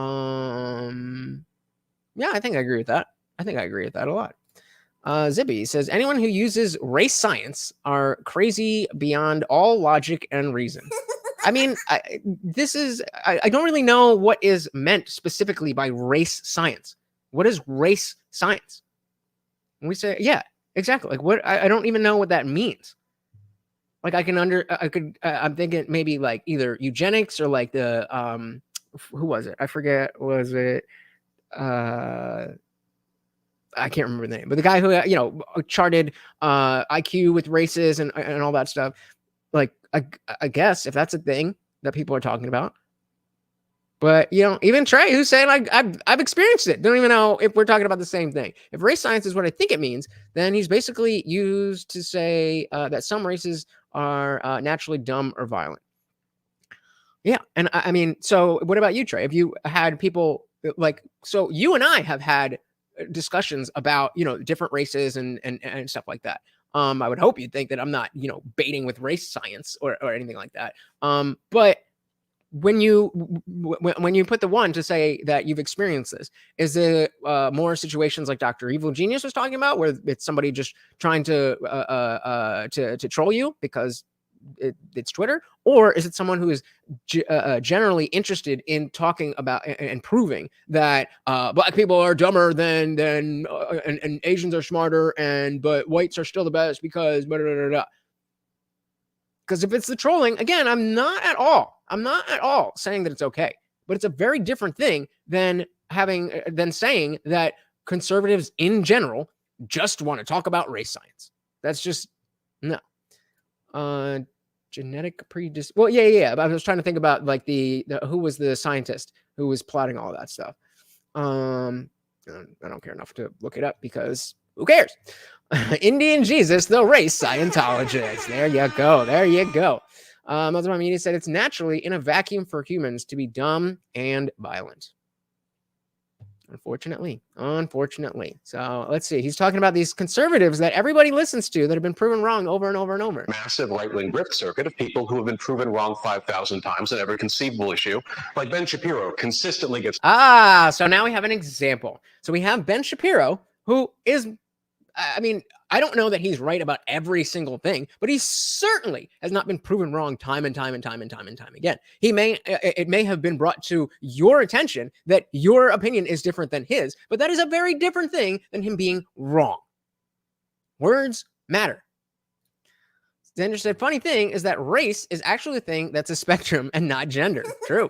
Across all lands, there are light-skinned people and dark-skinned people, even within the same cultures and within borders. Well said. Well said. Charles Murray, thank you. Yes, that is what I was looking for. Thank you, Ian. Yeah, so, I mean, again, are you encountering people who are like, hey, you're a black person. I want to talk about Charles Murray's work. Or is it the trolling kind? Ephraim said there is one human race. Sorry. What they want to talk about is ethnicity and heritage. Skin tone is as important as hair color. Exactly. Well said, sir. Owned on the same talking points regarding trans people, but he's been repeating the same ones for 7 years now. Yeah, because that's called consistency. That's called having principles and sticking to them. Again, you may disagree, but that's not being proven wrong. Unchanging, not reflecting any shifts in the national dialogue, because it doesn't matter whether... you don't actually have a reason, because he's a religious person and bases his principles on a religion that is far older than any of the stuff that's going on today. And I mean, I'll be the first one as an atheist to tell you that that is not a good way to think. But if it's brought you to the right decision, or it's brought you to the right position, why would you change that? If it is in line with everything else that allows you, at least in your own mind, to be happy and successful and have a family and a community, how is that being wrong? Why would you expect that to change? If it's something specific that we have a factoid that he was saying, this is 7 people, but it's actually 10 people. Well, okay, then that's different. But you said proven wrong over and over and over and over and over and over. When does that happen? So Trey said both trolling, but I think they do truly believe it. Guys like Nick Fuentes come to mind as a notable example, and I agree with you. And think about, so does anybody object to the comparison that in terms of not specific topics, but just the level of extreme? Would we say, would anybody push back against the idea that in the level of extremism that Nick Fuentes and Vaush are kind of on the same level of extreme? They're in very different areas, but in terms of distance from the center, I think both of those are pretty extreme. Now think about the reception that a person like Vaush has versus the reception of a person like Nick Fuentes. The right, anybody who is not a fan of Nick Fuentes thinks he's a fucking joke. Because he is a fucking joke. But Vaush here is sitting on a panel and he's worse. So, I mean, this is not about, obviously, where most of us here are more, conservative culturally. And he's supported by the algorithm. Exactly. And most of us here are seem to kind of align when it comes to these culture war issues to be on the conservative side, even if you are not a conservative yourself. The fact, that's the point, is that nobody here, does anybody here take Nick Fuentes seriously? So again, this is not about comparing, but it's about understanding their mindset. In their mind, Nick Fuentes is somebody that everybody on the right would love, and they're just too scared to say all the racist things that they want to say. No, not at all. Meanwhile, Yeah, well, I mean, I think he's pretty extreme, but the fact is, they're making comparisons that are not good comparisons. They're not analogous. Trey says, I got to call you out on that point. A long time ago, we had a debate about people using Christ to get off drugs. Okay, I don't see the relevance. I have no. I'm sure it's connected to something I just said, but I have no idea. So just remind me what the bottom line of that is. Xander said there's one stance for the transgender issue. It is nonsense. There are males and females. Anomalies don't disprove the normal binary state of mankind. Anomalies confirm it. I can hold that for years. Exceptions prove the rule. Exceptions prove the rule. Xander says he's attacking Ben because he refuses to cave into societal dogma. Yep. So yeah, and you said that it doesn't matter because there's other ways to do it. A long time ago, we had a debate about using Christ to get off drugs, right? There's other ways to do it, right? And we were talking about Nick Fuentes.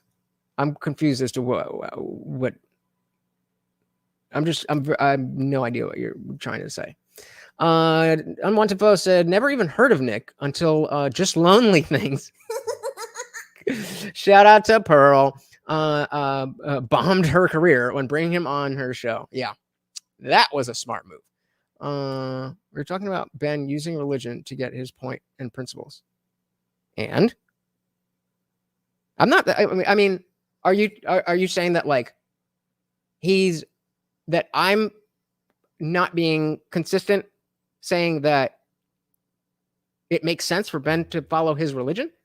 I still think religion is stupid. But for Vaush to say he's been proven wrong because his religious beliefs and lead him to a place that's different than my political position is not a valid point. I think that's where we're going. Or not. He's been owned on them. So I think that this is actually core. This is critical to the difficulties in inter-left engagement, because the divide between what do we talk about and who do we talk to is really socially important, and it gets a lot of folks worked up. Well, and I think that the emotion involved here is really important to examine, right? You are all humans with emotions as you're having these debates, and you're reacting in the moment as you're talking live on camera, which is very unique for the type of content that you produce, and your audience is. What? They're all streamers. Well, she's not, but that's literally what we do, is sit here and just talk off the cuff. They're also reacting live, right? So when people get involved in this and they start to identify with this, it can sometimes. How does that affect the tenor of the debate? So you can have these. Yeah. So just before he answers that, to tie a bow on that. Okay. So So I'm not saying Ben has the right ideas of religion. And I'm not saying that it's a good thing that he got to, how I was talking about how we get to their values and, why are we arguing about how we got there if we're at the same place? That's exactly what I'm doing right now. Is I'm not concerned with how he got there. I'm just saying he's there, and that being there is different than where Vaush is, but that doesn't make him wrong. That just means it's different. I'm on to post saying to Trey, I think there's a big difference because Vaush is trying to fight dogma with dogma, whereas me is arguing for common sense to change dogma. Yeah, man. Yeah. I mean, I don't know. I think it was just a semantic misunderstanding, which is fine. All right, let's back this up a sec. People get involved in this and they start to identify with this. It can sometimes. How does that affect the tenor of the debate? So you can have these discussions, right? But how does the emotions getting involved and the audience is starting to identify with these things start to affect the tenor of how that creates the relationships and affects the relationships between creators? Okay. He just meant like IRL debates, like they're up here now doing this live, as opposed to sitting in your home where it's just computers and stuff. I'm not sure if I think my content's maybe a little bit different than what you guys do because I'm not a streamer in the technical sense, but we do have open IMs and open calls on the majority report. Or actually, you have to become a member and then you can IM, but you can call in no matter who you are. At least for me, and I'm still learning. Like it has made me a much, I think, more engaged, critical thinker having that audience interaction. Yeah, I think that the emotional tenor is actually really critical because the debates and all the political engagement online by themselves, I think, inspire in your average audience member actually a really negative, like angry, almost nihilism, where they get so disconnected from the modes by which people engage in real political change that they just watch and consume a lot of content and get really upset. And that's one of the reasons why I've been so delighted to work with. You gotta be a member. You gotta be a member. That, I think, depending on what the cost is, might be worth it. Might be worth it. Progressive victory, people. No, Oh, great love. That's very perfect. thank you. Didn't even plan it. What? I'll just say. So literally hundreds of times in emails, DMs, whatever, where you have people who, they watch the content, they like and they agree, but who could help themselves from feeling a little bit of a despair considering the state of the world today? There's a lot to worry about, like legitimately, even for people with a lot of self-control. I don't know how we got here, but the audio cut out, so I guess we're moving on. And I think a lot of that is amplified by the fact that they consume all this content and then they go to sleep. They have dinner, there's no outlet for it. You go and you canvas or do phone banking. And I think that for a lot of these folks, they feel a million times better because now they are part of a constructive solution. In fact, not just a solution, but in many cases, the solution. He said it. I clicked the wrong button and I was going to say, not just, a constructive solution. In fact, not just a solution, but in many cases, the final solution. I thought, I missed it. The time. Part of a constructive solution. In fact, not just a solution, but in the final solution? That's how I was supposed to go. many cases, the solution, workable results are, if you really turn an election, if you work for something good, that's something you can point to on your deathbed. You keep that with you forever. That's a positivity that can't be eclipsed by any specific online debate or bad news article or whatever else. So channeling that, trying to push people towards that, hey, in addition to all this content, touch grass, I think that's great. Again, obviously, I don't think that it's a well, I guess that's not really a partisan thing. Definitely, both sides need to to make sure they're not eternally online and stuff. But well, we'll let that one slide. We'll let that one slide because it is true. You shouldn't be just consistently online, and you should go touch grass. Yeah, I think online audiences make a lot of things worse. They have the potential to make some things better. Obviously, any minor disagreement you have with somebody, an online audience is going to amplify that a millionfold. Sometimes even if disagreements are non-existent, they'll amplify nothing into a millionfold. It makes people a lot more vitriolic, a lot more quick to anger, a lot more hyperbolic. I just described myself in 3 words on Twitter. And it's interesting how I saw a study or something, I don't know, that the reason that road rage when you're driving is so common is because the fact of when you get into the car, you have to be alert and aware. So, if you're just at home sitting, watching TV and that's at like a level 2 out of 10, then just by starting up the car and by just driving out your driveway or whatever, you're now at a 7 because you have to be alert. And so it doesn't take much. Guy weaves into your line, into your lane, cuts you off a little bit. And you're like, what the? And that same thing with Twitter. You got to understand. You got to understand that you, by just being a human, just being a person, that when you're reading a tweet, you have to know that your brain is already at a higher level than it would be if that person was in front of you and said the exact same thing. Even if it's something horrible. Even if it's, I'll fuck you up and da da da da da. As mad as you are, you wouldn't be that mad in real life. You might be like, all right, we got to do this. But it gets worse because you're already at a default higher stress level. So I mean, like, yeah, audiences can definitely amplify and cause a lot of negative stuff to happen online. Kind of piggybacking on the back of what Vaush said, I think the biggest problem with a lot of online political discourse is that the engagement starts and stops when you are on and off Twitter.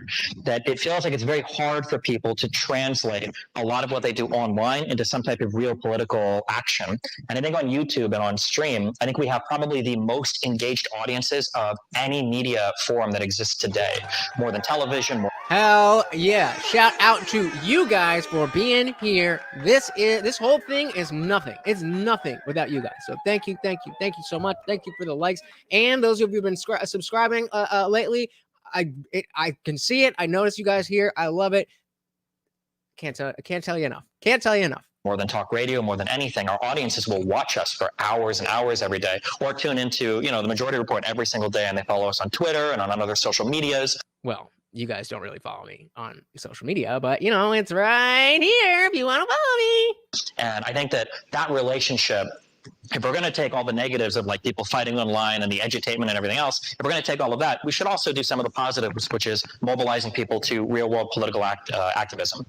Yes. Which generally is a good thing, but I don't want them doing it because they're pushing out the wrong ideas. But I do think it is a virtuous thing to want to, if you genuinely believe that you have good ideas, then I think it's virtuous to want to spread that. I think it's virtuous to want to, build a better society. That's, I think, what most of us who have these channels are doing.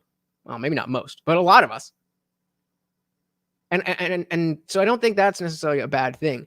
It's just, their differences. Xana said, congrats on the 2K. 5K is around the corner. Thank you. And indeed, you do. You're one of the very few. I know you, Dan, Unwanted Foe, I think you follow me. Some of you guys do, but let's see if I get any notifications while the stream is still going. So you all have been involved in these debates. Oh, and real quick before I forget, but quick. Remember, I have got new stickers and I want to make sure that we are always able to contact each other. I promise. I'm not going to email you some bullshit, but just send an email to the Indian Jesus Official at gmail.com. The Indian Jesus Official at gmail.com. Just put your YouTube or whatever username so I know who you are. And it's just so we have it. I promise. I'm not going to be sending you anything that we don't need. I promise. But I want to make sure that we can always stay in contact. The Indian Jesus Official at gmail.com. All right, where were we? All of that. We should also do some of the positives, which is mobilizing people to real world political activism. Yeah, so you all have been involved in these debates for a long time. And you have histories with other people in the space and with each other. And that can, I think you're talking about how that can isolate. So, and yet you're all making the case that the audiences are engaged and want to get something done. So what does it take for you? What do you think the ingredients are that are necessary to still engage in this type of debates and content that you create, but also have constructive relationships to mobilize your audiences for better change? Yeah, I mean, I guess it's really sad because this guy is asking decently good questions.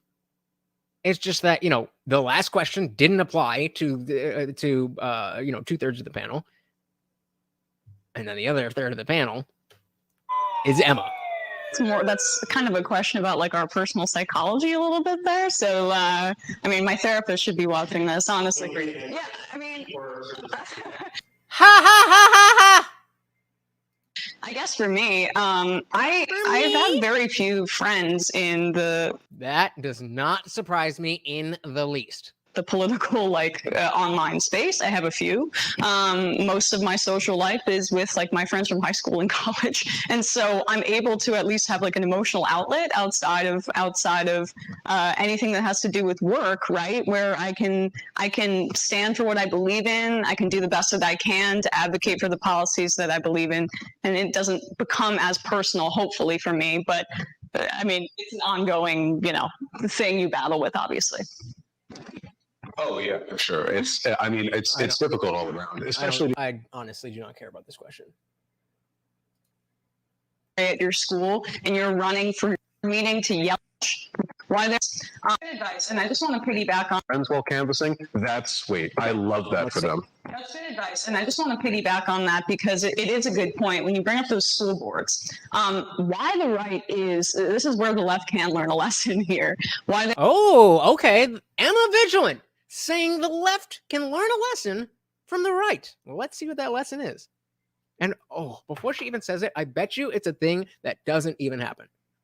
Because like the inverse of this is when I say like, the left is very well, connected. Their messaging is on point. They can get their people to mobilize their people to do anything. And the right needs to be better with that. Let's see. they're so effective at essentially having a very high floor for political engagement with their base is that they activate people on such visceral local levels. If you're going to your school board meeting to yell about genderqueer being in the library at your school and you're running for your school board, then you are a fantastic person and I would vote for you. I want to post that she needs a therapist that is logic-based. I bet a lot. I bet a lot that her therapist only affirms her emotions and doesn't push positive change. I think that would be a good bet. If she had a therapist that actually would challenge her. And I mean, obviously, we're speculating wildly, but makes sense that she would just be like, you're a misogynist, you're this, you're that, you're this phobic, you're that phobic. I'm going to somebody who's going to tell me what I want to hear. I'm with it. Yeah, but I think if you are going to school board meetings and you are running for school board, then you are a good person. you're voting Republican in state races, you're voting Republican in federal races, you're organizing. Like, they understand how to make the politics so personal that in the end, like, your crazy uncle is screaming at a teacher or a superintendent as they drive out of the parking lot, right? Yes, because they're trying to trans the kids. That is an appropriate reaction. Maybe not specifically going to yell at the teacher, but the level of anger, it makes sense. And so for you to, again, as Destiny said, avoid these conversations to understand why, then it makes a lot of sense. If you understand that the reason that a lot of these issues are aligned is because they're based on principles. They're based on a very small core values. And so if those values are, if those values are strong and if they are legitimate, then they'll spread out into every aspect of your life, which is a good thing. Again, going back to their idea of separating politics and real life. Well, in politics, we just have to say the right thing but in real life, it's a little bit messier, right? It's so telling. It's so telling. Every word she says is so telling about who she really is. Meltdown Media said the left does the same thing on a broader scale. I actually disagree with you. I think she is right. Where the messaging, at least lately, certainly since the cultural right has kind of brought some momentum, is exactly what Emma said. Getting to the visceral aspect of the issue. Abortion is murder. Trans is mutilation. All these things, and because they are right, and it's not just propaganda, then it allows everybody to coalesce around this idea that maybe, just maybe, toddlers should not be making lifelong medical decisions. Just a crazy idea. Yeah, I bet that's her favorite Twitter account, right? My Media said their base is way more online than local. Yep, they're about to address that. They said yelling at the teacher for indoctrination is 10,000% based. If I had a child and found out they were teaching them anything on sexuality, I would lose my shit. I don't understand why more parents are more outraged, because they either don't know, or they just go along with saying, "Oh no, this is normal. You're supposed to think this is normal. So if you think this is not normal, then you're a bigot. You might be right wing." That's how. And a lot of these parents are like, "Oh, okay. I want to be on the right side of history. I don't want to rock the boat." I just saw a video that Tim Pool put out a few days ago, where there's it's going around asking dad, you know, one of these man on the street interviews. It's asking dads who are with their kids basic questions about their kids. When's your kid's birthday? What is the name of your kid's teacher? And the dads didn't know. It's like, all right, I mean, I am all for like Dr. Evil Genius was saying earlier that you know, take away hate for the boys and men and see what happens. Absolutely. But to say there is not some aspect of men that is very clearly not doing what they're supposed to be doing is unfortunately the other side of that coin. Unfortunately, the other side of that coin. It's not justified that all this hate, but it's not there for zero reason. It's not. No, she would just be like, no, that's a conspiracy theory. It's not like she hasn't heard this. She just has done the mental gymnastics to inoculate herself against the logical arguments. Xander said, a lot of folks seem to be bending the knee to the new curriculum. Yep. So this is kind of a new thing where the left blames their failures on not being able to get their message out. It's too bad they don't control universities and the major media outlets. So that's not what she's saying, in my opinion. What I think she's saying is that the you know, they're good with their messaging, but it's not as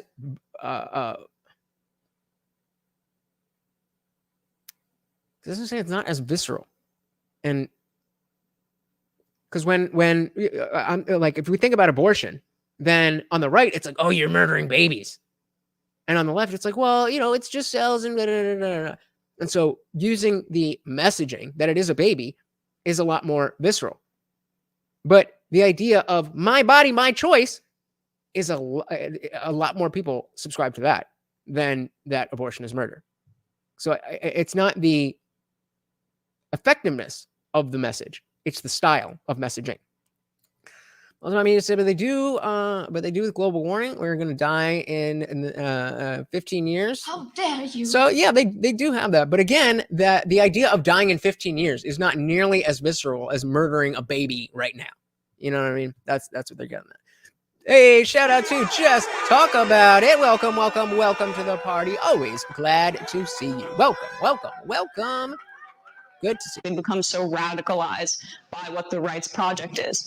The left doesn't have like reactionary impulses that they can instill in their base to do the same thing, but that is something that we can improve on when you make politics personal to people's lives. They're much more likely to be activated in a variety of different ways. Well, and also now you're actually talking about the things that matter. It's not just because it's personal.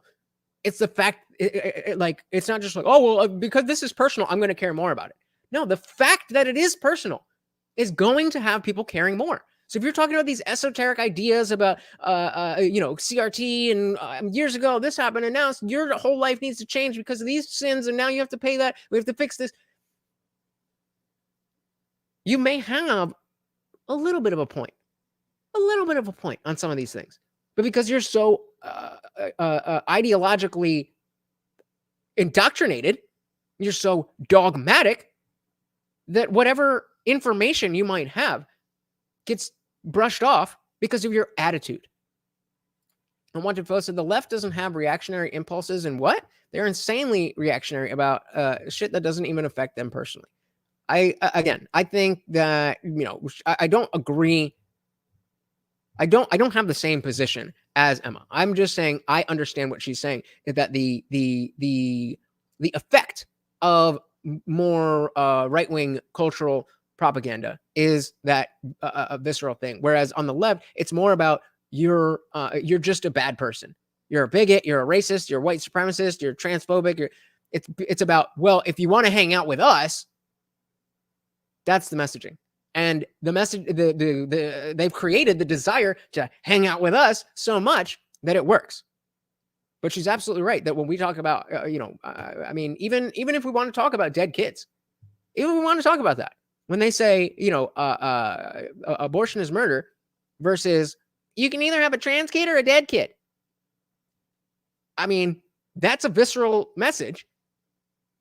But they don't have a lot of those. They don't need them because everybody marches in lockstep, which is, again, why they should be open to having conversations with people they disagree with. But that's this whole thing of progressivism is a house of cards. It's there, but it's not sturdy. Xander said it's marketing 101. The left is great at dumbing complex points into slogans that stick to their drones. Their drones? But yeah, that sticks in their minds. Millions of women screaming, "My body, my choice," as an immediate reaction to a pro-life person. Yep. Right needs marketing courses ASAP. Well, it sounds, at least from an outside perspective, as we just heard, that some people are starting to get better with it. And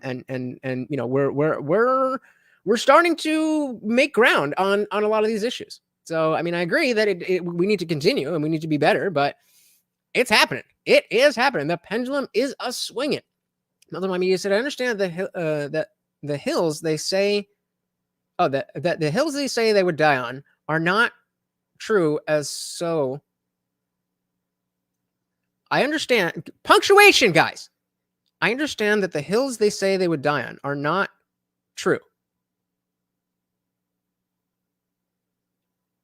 I don't. So in terms of my advice or something I'd like to see, that's, something I think we share, Vaush. Well said, Zippy. I feel like Oh, look at that smile. He's about to get into it. Get into it. Let's get into it. It is astounding to me to think that the left doesn't produce that type of vitriolic reactionary behavior when we just came off of the largest riots in the history of like the entire United States with the whole BLM stuff. I mean, based, but again, I don't think that's what she meant. I don't think that's what she meant. Because like the level of vitriol absolutely is there on the left. We're talking about in the political propaganda messaging. That's what I'm talking about. Thank you for stopping by, Jess. Very much appreciate it. You have a good one. To say that we can't activate people on a local level is astounding to me. I think we absolutely did activate people on a local level. But the problem was that the influencers and the leaders in charge, instead of pointing towards good policy decisions, I think when it comes to being an influencer, being a voice, being a speaker, sometimes it becomes more of an exercise in ego, and then all the horrible things that come along with that, virtue signaling, infighting, excising people that we don't like, standing in front of big crowds, collecting a lot of money and doing nothing. We get all these people together, we get them riled up, we get them rioting, but then what are the policy aims behind it? Like we have the same problem with Occupy Wall Street. What were the policy aims with that? There was nothing. Like corporations aren't people in what, a tax sense? Like it didn't even make sense. You know, the same thing with the BLM stuff. Like what were the I was just going to say that. I was just going to say that was the exact same thing with BLM, is that there's all these riots and like, okay, what is it that you would like? What is it that you do here? What can we, like, what is your goal? Well, you still see me? My whole thing just blurted out. I don't know. But they, like, every different thing, it was just like, well, we want more of fairness. We want less racism. Like, okay, do you have a plan for that? Or are you just saying things? Just saying things. That's always what it was. What did mommy say? Oh, yeah, that was, still don't understand. Oh, did you redo that one? Okay, I understand that the hills they say they would die on are not true. As they get pushback, they flee the battle where the right holds the ground to a point. There you go. There you go. It just says, I mean, some policies did change after the BLM protest. Right, but the protests themselves, we're talking about the protests themselves, saying to go out and have a protest is usually to say, we would like this to happen, and so we are protesting to make sure that this happens. Things changed, but that was because the Democratic politicians were like, oh shit, we got to do something here. We got to do something that's going to make them happy. And it made the politicians figure out what they want. If I want something, or if I'm protesting something, then I should know, and I should be very open about what I want instead. There's a video from Liberty Hangout with Caitlin Bennett. I forget exactly what the event was, but it was, of course, at a college. And the protest was a silent protest. And all the kids came out with tape over their mouth. And she's there with a microphone. She's like, would anybody like to tell us what we're doing here? What are we hoping to accomplish? I have a big channel, you know, now's the time. You're here protesting. Now's the time to get your word out. It's like, what are you doing? You're virtue signaling. You want to be one of the people who, when there's pictures taken, when you're on the news, I was there, I fought for our rights. I did this, that, and the other. No, you didn't. I'm watching that some states basically made petty theft legal after and during the riots. Was that the goal? Great point. Trey says the police reform bill was proposed and made to the Senate, but the Democrats walked away from the bill because of qualified immunity. Interesting. Just said the initial BLM protests were because the officers didn't get charged. Was that Trayvon Martin or was that Michael Brown? But even so, the 2020 riots were not about those. And so if that's what it started, then same thing with Occupy Wall Street. That Occupy Wall Street started by getting the rich to pay their fair share, that whole thing. But then all this woke BS intersectionality got injected into all the libs that were there, and then that's what they ran on. Although, I mean, you said the goal was for small businesses to fail and blame it on Trump for having a bad economy. Well, if that was the point, then definitely they won. Yeah, hands up, dude. Or that was so. Hands up, down, don't shoot was Michael Brown. That's also Michael Brown. I'm pretty sure. No. Okay. But again, see, we don't know. We're all here like, I think it's hands up, don't shoot. I think it was about the officer's card. I think like, that's the point. We don't know. We should know. They had this thing. This is what they wanted. They wanted that. Policy goals after that. Some people, sad enough, actually tried to fight with certain policy goals. I remember 8 Can't Wait was one of those. And so many people on the left made fun of those people. They're like, oh, you can't, this 8 Can't Wait and blah, blah, blah. I don't even, does anybody know what 8, yeah, that's a Google. That's a Google. 8 Can't Wait. 8can'twait.com. All right, let's see what we got.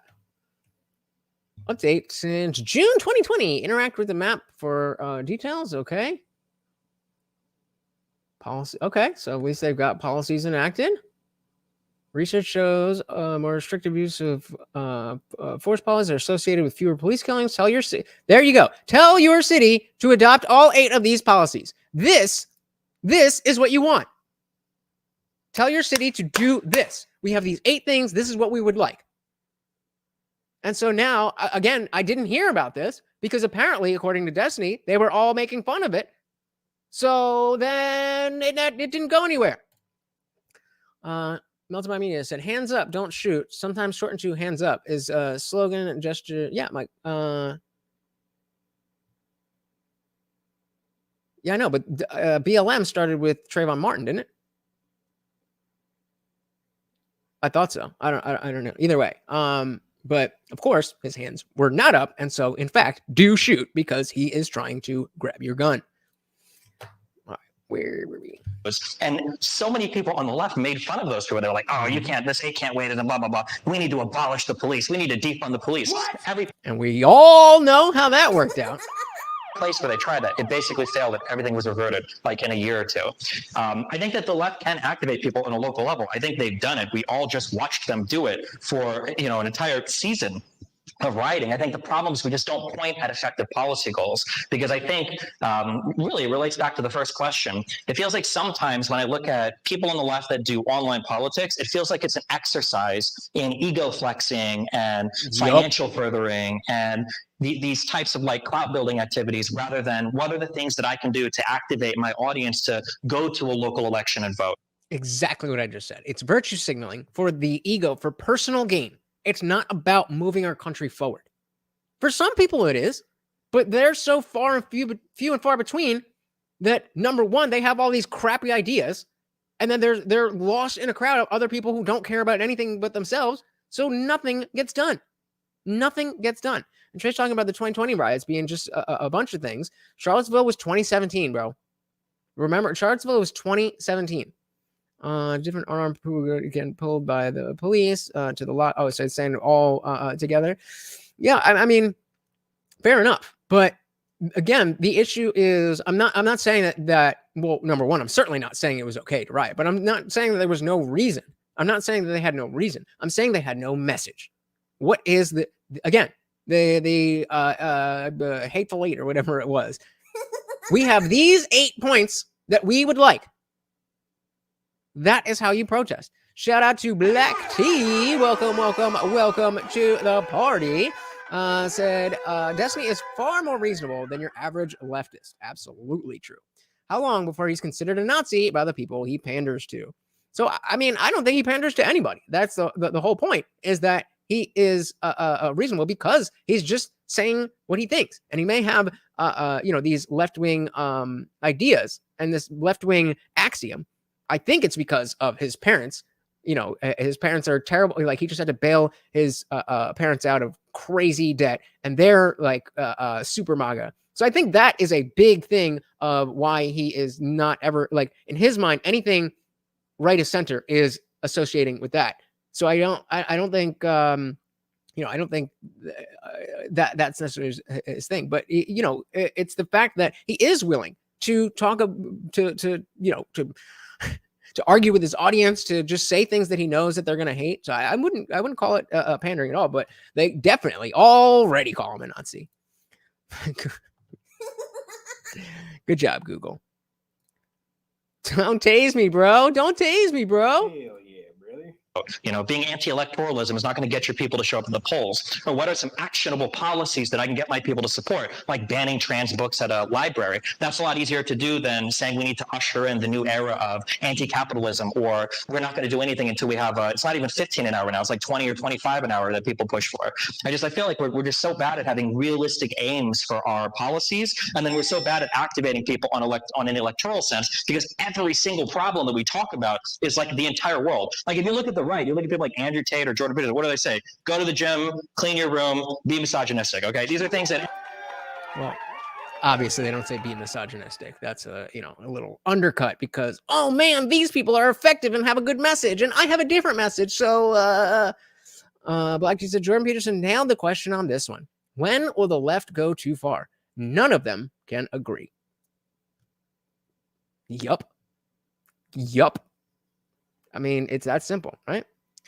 Meltdown Media, the movement began July 2013 with the use of the hashtag Black Lives Matter on social media after the acquittal of George Zimmerman in the shooting death of African-American teen Trayvon Martin 17 months earlier in February 2012.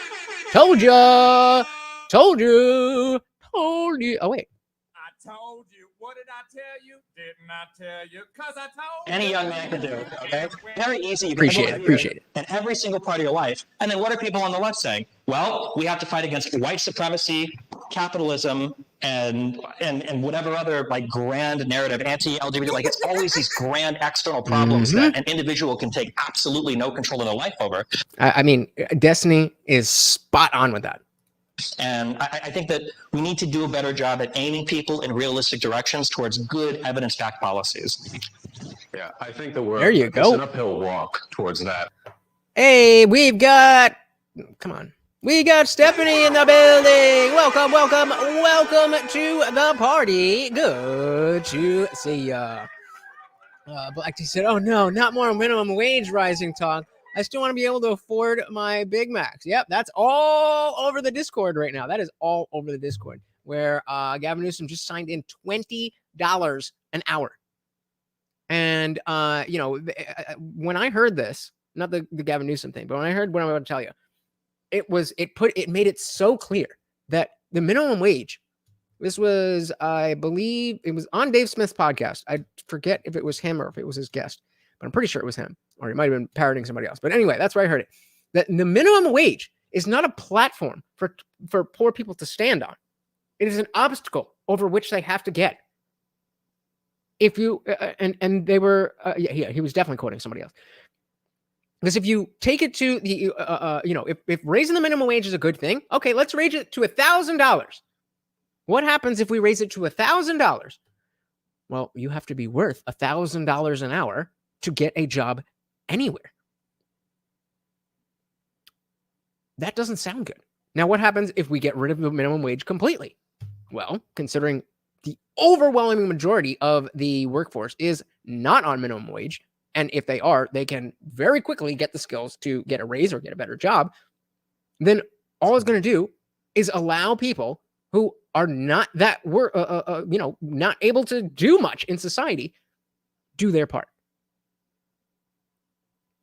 And Yvonne said, I'll support minimum wage when that panel has a max wage. I bet they already do, actually. I mean, well, if you make $1 billion, I've heard this all the time. Nobody can make $1 billion without, being mean. Their max wage is $1 more than they earn. I think it's easier when you're on the right because the entire COVID pandemic situation can be boiled down to, execute Dr. Fauci. Yup.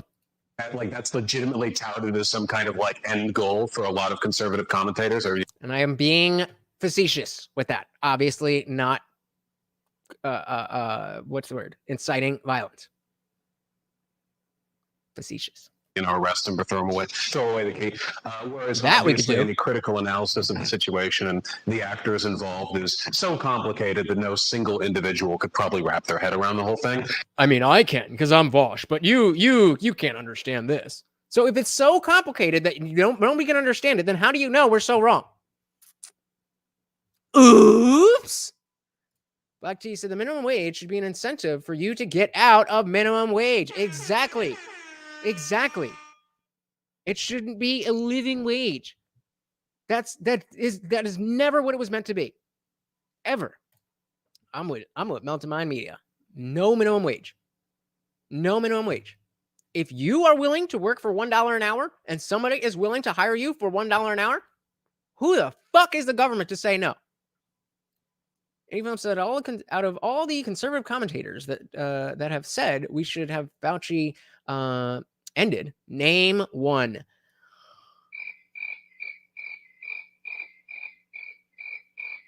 I don't think I can.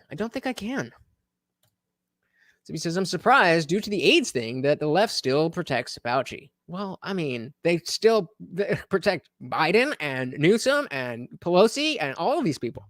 They have short-term memories. They anything that happened more than 6 months ago didn't happen. It's just, what are we supporting today? That's my media. I said, if a guy wants me to do a job for $5 an hour and I need the money, I'm doing the job. Zippy agrees. Yep. The trick is, and I agree with that fundamentally, about centering goals and being productive, because, some people have had criticisms of capitalism. I've heard rumors of this. But it is true that he's a super socialist, if you didn't get the joke. Yeah, shouting that at folks doesn't give them much in the way of specific instruction. Yep. There are ways you can hit on concrete points, but they rarely feel as satisfying. And there's something about the I don't know if it's like a utopian impulse or something, but there is something. The right wingers, in many cases, it seems, they will hyper fixate on very local, very specific stuff. Here is a teacher, they say, who wore a rainbow shirt to class, and people get worked up for this. There's. If you are one of the biggest political streamers in the space, and you think that people are upset about rainbows full stop, then you're a fucking moron. There's no way that you don't understand how symbols work. Because to you, now, even the American flag is racist. That's racist. That's racist. Everything is racist because it symbolizes this. But when it comes to the other side, that, this rainbow now has taken on a symbolism of trying to mutilate children.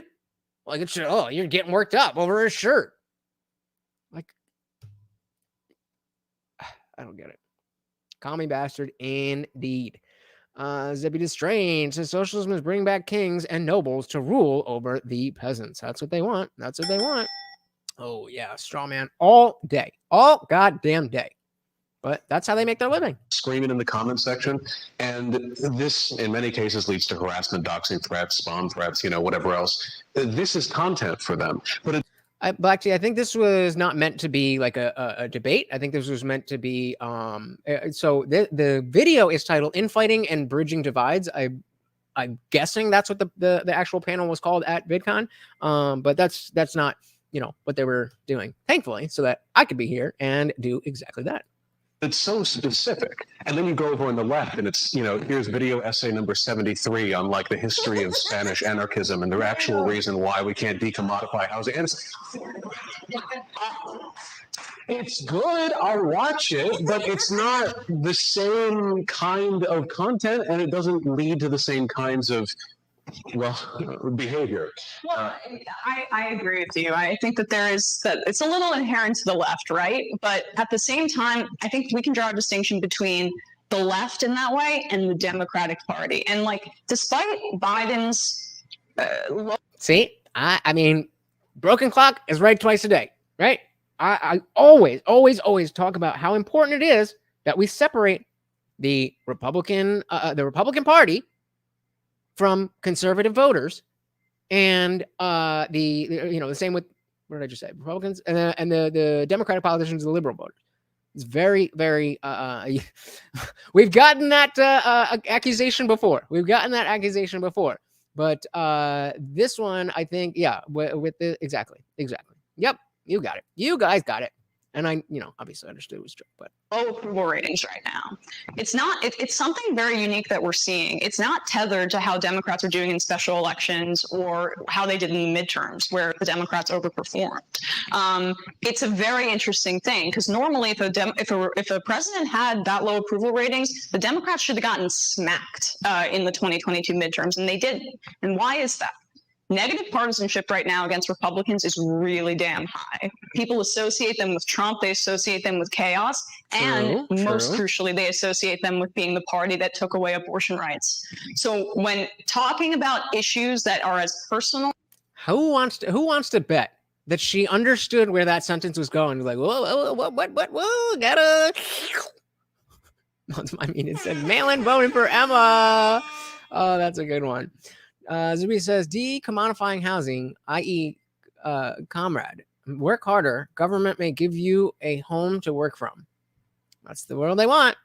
Black T said, any sentence that begins with Biden crumbles like him on a bunch of stairs. Oh, Biden. Oh, man. And as poignant for people in their own individual lives, abortion is number one. And I think finally some Democratic pollsters and consultants are getting the memo there. And 24 will be the election about abortion. And that's a glimmer of hope, at least for me, from an electoral perspective. Yeah, because America has such a huge history of enshrining into law people that should have, who are people, but they don't have human, or no. It's the opposite, that we started thinking these people, those people are not people, and then we extended rights. So why is that good for you? What makes you think that we're going to retract rights to fetuses? That making that issue more personal could translate positively to polling. And again, it's not about doing what is best for individual people. It's not about doing what's best for America. It's about winning. It's about winning. That's all she cares about when it comes to abortion. To win. Not to save lives, not to provide care to women who, whatever excuse you want to use. To win. That's it. So you are for the polling booths, I should say. So you all are drawing a really strong distinction between organizing in the social space and organizing in the electoral space, and how a lot of people are being drawn to the anti-electoral fringes, and both on the right, and then we also have a lot of tankies that are coming up on the left. And so, how do you, as a content creator who's in this space, focus your audiences on remaining hopeful about electoral politics in the face of that? I think that there's always going to be a distinction between these spaces, the social and the political, purely because people are looking for different things. See? The irony is that they are the ones who are injecting politics into every aspect of life where it doesn't need to be, where we specifically created spaces away from real life, like movies and sports, that they're the ones pushing this into those spaces. Yet they're also the people who see politics different from real life. Make it make sense. Make it make sense. Black T says, I bet none of them can handle Trump speaking for more than 5 minutes. Trump derangement syndrome is real. Indeed. Indeed it is, sir. Crazy that she still trusts the polls after 2015. Yep. But that's getting to the heart of the difference. What I've realized is, assuming Trump is going to be the Republican nominee, whether you're in the Trump camp or the Biden camp, in terms of who should win at that point, there's only those two options. It comes down to how conspiratorial are you? If you just trust everything that comes out of the CDC and the FBI and the CIA and the White House and all these things, then of course, conservatives are crazy conspiracy theorists. But if you understand that conspiracies are real, that real conspiracies happen, and that it's not crazy to think that this particular thing and that particular thing are conspiracies, and you're just willing to entertain maybe, just maybe, not everything here is above board. They'll say all night and day that election or that politics is theater and this and that, but at the same time they think it's all on the up and up. And then, well, CNN said it must be. And so that's just what it is. The fact that on election night you could go to the New York Times website and they had a what do you call it? A gauge. Like, you're like the speed you're going in your car. It's on a gauge. And the gauge was 97% for Hillary Clinton. The night of. 97%. But she can still trust those polls because you can say, oh, well, they didn't understand. They didn't know. Something went wrong. That's how. Abortion is always a single button issue. Yep.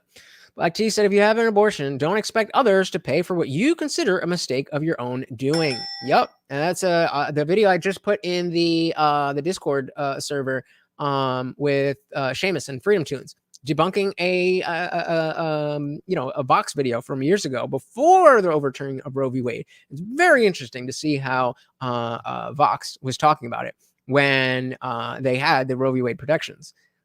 Or when all else fails, go to racism. They're saying if you trust the government after 9/11 and especially after COVID and lockdowns, I am honestly baffled and speechless. Me too. But they're real. They're real people, and they have a real influence on other people who then go vote. Yep.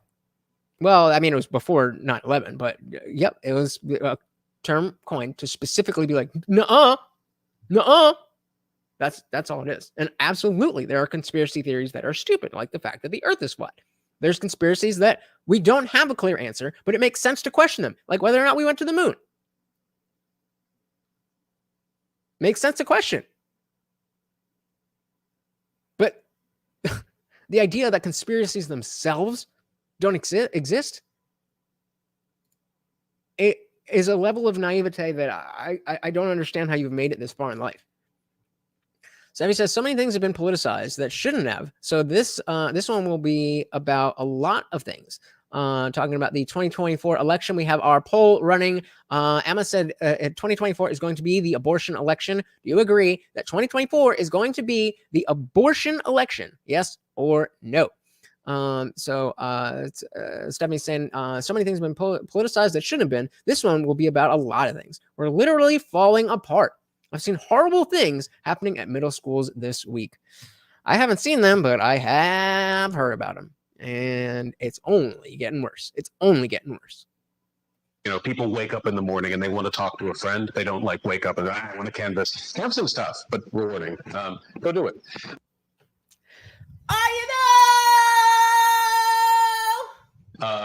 With regards to like how to control these, I think that things tilt in the wrong direction if you overemphasize the value of these. I think that the Democrats, like the institutional Democratic Party, has done a pretty poor job of cultural capture. I think that most of the cultural capture on the left is kind of this decentralized, like artists and community leaders that have kind of built an orbit around them, and the Dems themselves just exist. Whereas the Republicans, it feels, have a fairly strong control over the shape that their associated spaces take. But on the other side, no. You think that the Republicans, the GOP, you think the GOP is happy that most of the base, most of the voter base are MAGA people? That's what you think? Did you forget? Did you forget how they treated Trump in the run-up? Even Fox News, for a long time, was as anti-Trump as I was. So, I mean, maybe you were, just too young to remember, but that happened. Side of things, right? In terms of direct political action, you have an entirely different set of impulses. How do you get people to actually go out there and work? If you overemphasize the social, people treat it all like it's social. And all of a sudden, you don't want to do any electoral work because you don't personally like all the people involved in a given group. I see this at the DSA all the time. Yeah, I'll complain. I heard that one DSA recruiter was actually asking potential joiners whether or not they liked me as a disqualifying question. Now, I'm permitted to complain about that. Very silly. I'm slightly flattered, but altogether, I think that's perfectly endemic of the issue, right? And being proud of the fact that you being a litmus test for other people to see whether you're crazy or not is a badge of honor. It's all a game to them. This isn't about real life. Remember, there's real life and then there's politics. Here's this social attribute. Are you worthy to be a political accomplice? If we can do a better job of cutting that and splitting that, I think that it would be infinitely easier to mobilize people towards electoralism without making them feel like they're slaves to Joe Biden, and we could get a lot more work done. I think the balance is Did he say slave? way too far on the activism side right now. I think people need to understand that if you don't vote, you don't matter. If you do not go out and actually vote at the end of the day for a politician, all of the tweets, all of the Facebook posts, all of the marches and the riots and the hanging out with the friends and whatever, none of that matters. At the end of the day, more than appealing to a lobbyist, more than getting likes on a tweet, more than anything else, what a politician wants is to get reelected. And you can be the loudest, most retweeted person on the entire internet, but if at the end of the day, you or your group of friends or your generation or your particular block of voters doesn't show up to the polls, then at the end of the day, a politician is not. Nobody cares. They don't care. So this notion that the left is so in lockstep seems like it would matter for the actual, for actual political, like elections and stuff like that, but it's really just affecting the cultural side because nobody's actually doing anything. And he said that I think it was Indie Film who brought up Jordan Peterson about they have no idea what is going to be too far, when it's going to happen, how it's going to happen. It's just right now. It's just right now. You're supposed to be in favor of trans stuff. You're supposed to be against racism, and that's all that matters. That's all that matters. Indie Film said universities used to teach critical thinking, logic, skills. Now they teach you to speak with authority on subjects that which you have no understanding. Yep. My media said, if you don't like who there is to vote, run yourself. Based. Crafting policies for you, and they shouldn't be. The goal of any politician is wait, that is an important line. Friends or your generation or your particular block of voters doesn't show up to the polls, then at the end of the day, a politician is not crafting policies for you, and they shouldn't be. The goal of any politician is to appease their constituents and fight for re-election. And the way that they fight for re-election is by appeasing the voters that are actually showing up and going to the polls. So when you look around the United States, you're like, why do we still have 3 strike laws? Or why do we have cops busting down on marijuana so much? Or why is all this such bullshit? Because instead of actually doing and being engaged in politics, you just whine on Twitter. You even might get group yourselves together and have a protest / riot, and you still don't have an actionable message. And then you go to the polls and you see a whole bunch of 75-year-old affluent white people. Oh, well, it's probably because they don't really care too much about what goes on in our jails because they're not getting arrested. They don't. Yep, Black Tea is spot on that they claim to be racist but kill off a good chunk of the black population through crap policy and abortion. That's spot on. I mean, yeah. There's I think I don't know if it's every year. I don't know if Dr. Evil Genius is still here, but I got this the stat from him. I think, right? I apologize if either way, that more that in I don't remember if it's every year or if it was 2021 or 22, but that more black babies were aborted than were born in New York City. More black babies were aborted than born.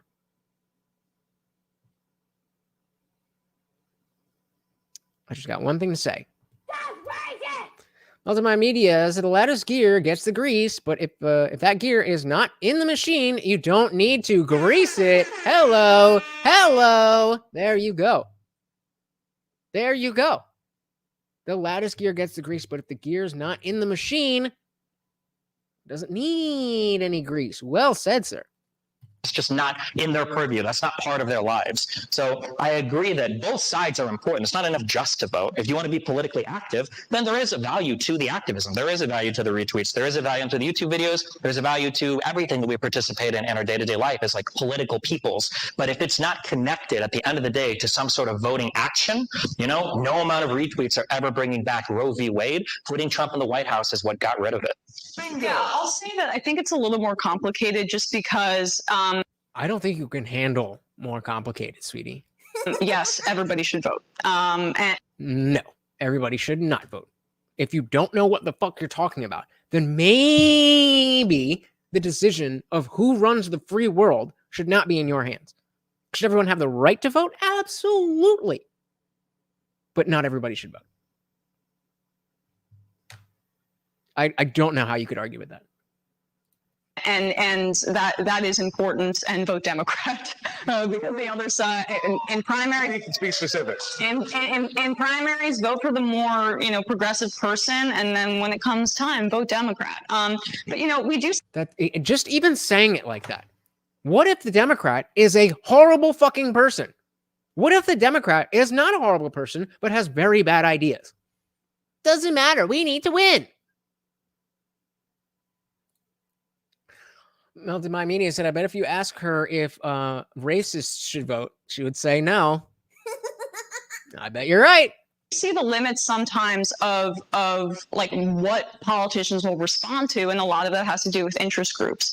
The biggest example is comprehensive gun control in this country. There's not an issue that any of us can all agree on in the United States of America, but universal background checks, things like that, it's like not the universal background checks that already exist. Yeah, I agree that we should have those. 92% bans on assault weapons is up there in the high 80s and things like can you define assault weapon for me, please?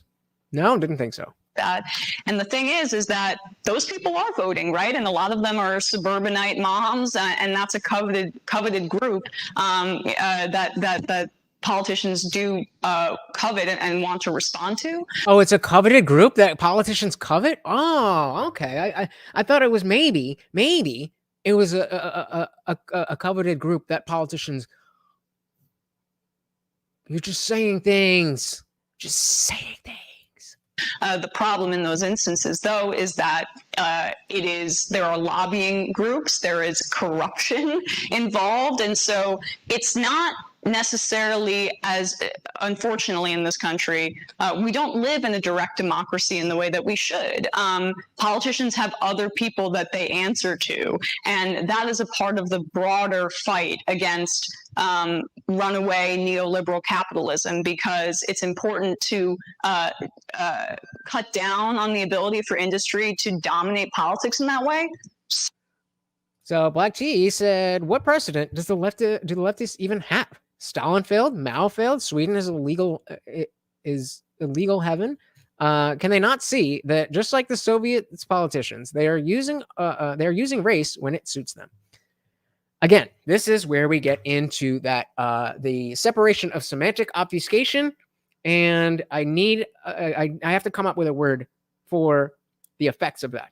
The people who no, they can't see it because they have an entire story that they can tell themselves, and that core story is so strong, and they're so desperate to adhere to it that none of this matters. None of this matters. But there's the people who know that and are pushing this anyway because they want to win. And then there's people who are pushing this because they genuinely believe it, because for so long, people have been telling them that. I'm not really sure which one Emma is. I think she is the latter. I think she's a victim of all the leftist BS. I honestly think that she's not out here grifting. She's just that wrong. Zippy said Jim Crow law is not sane gun law.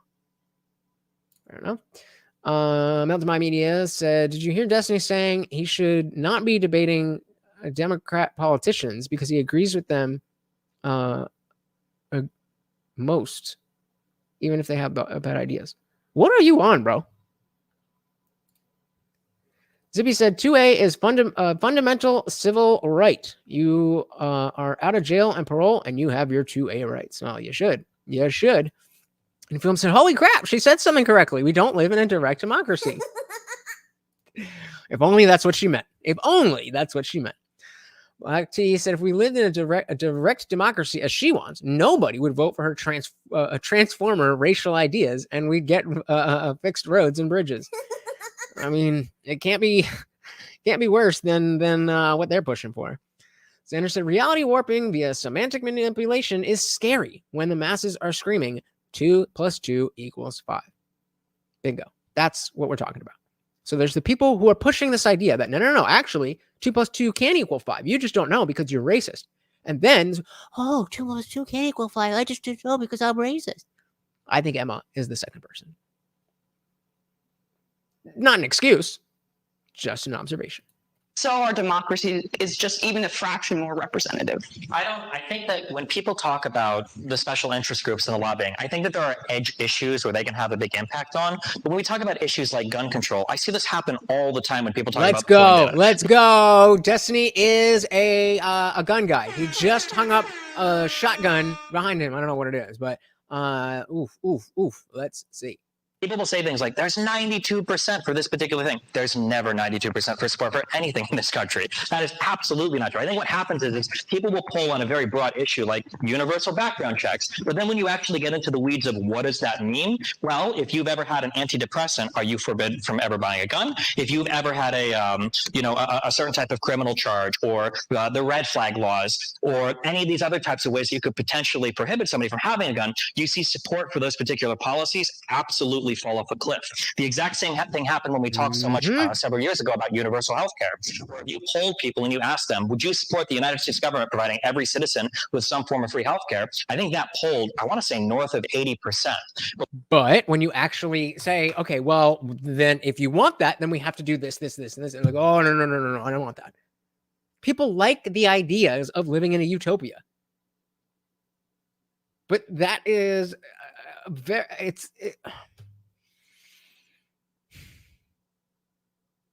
it's frustrating because I do think there are very, very, very, very, very many people who think genuinely and authentically that we should have free healthcare.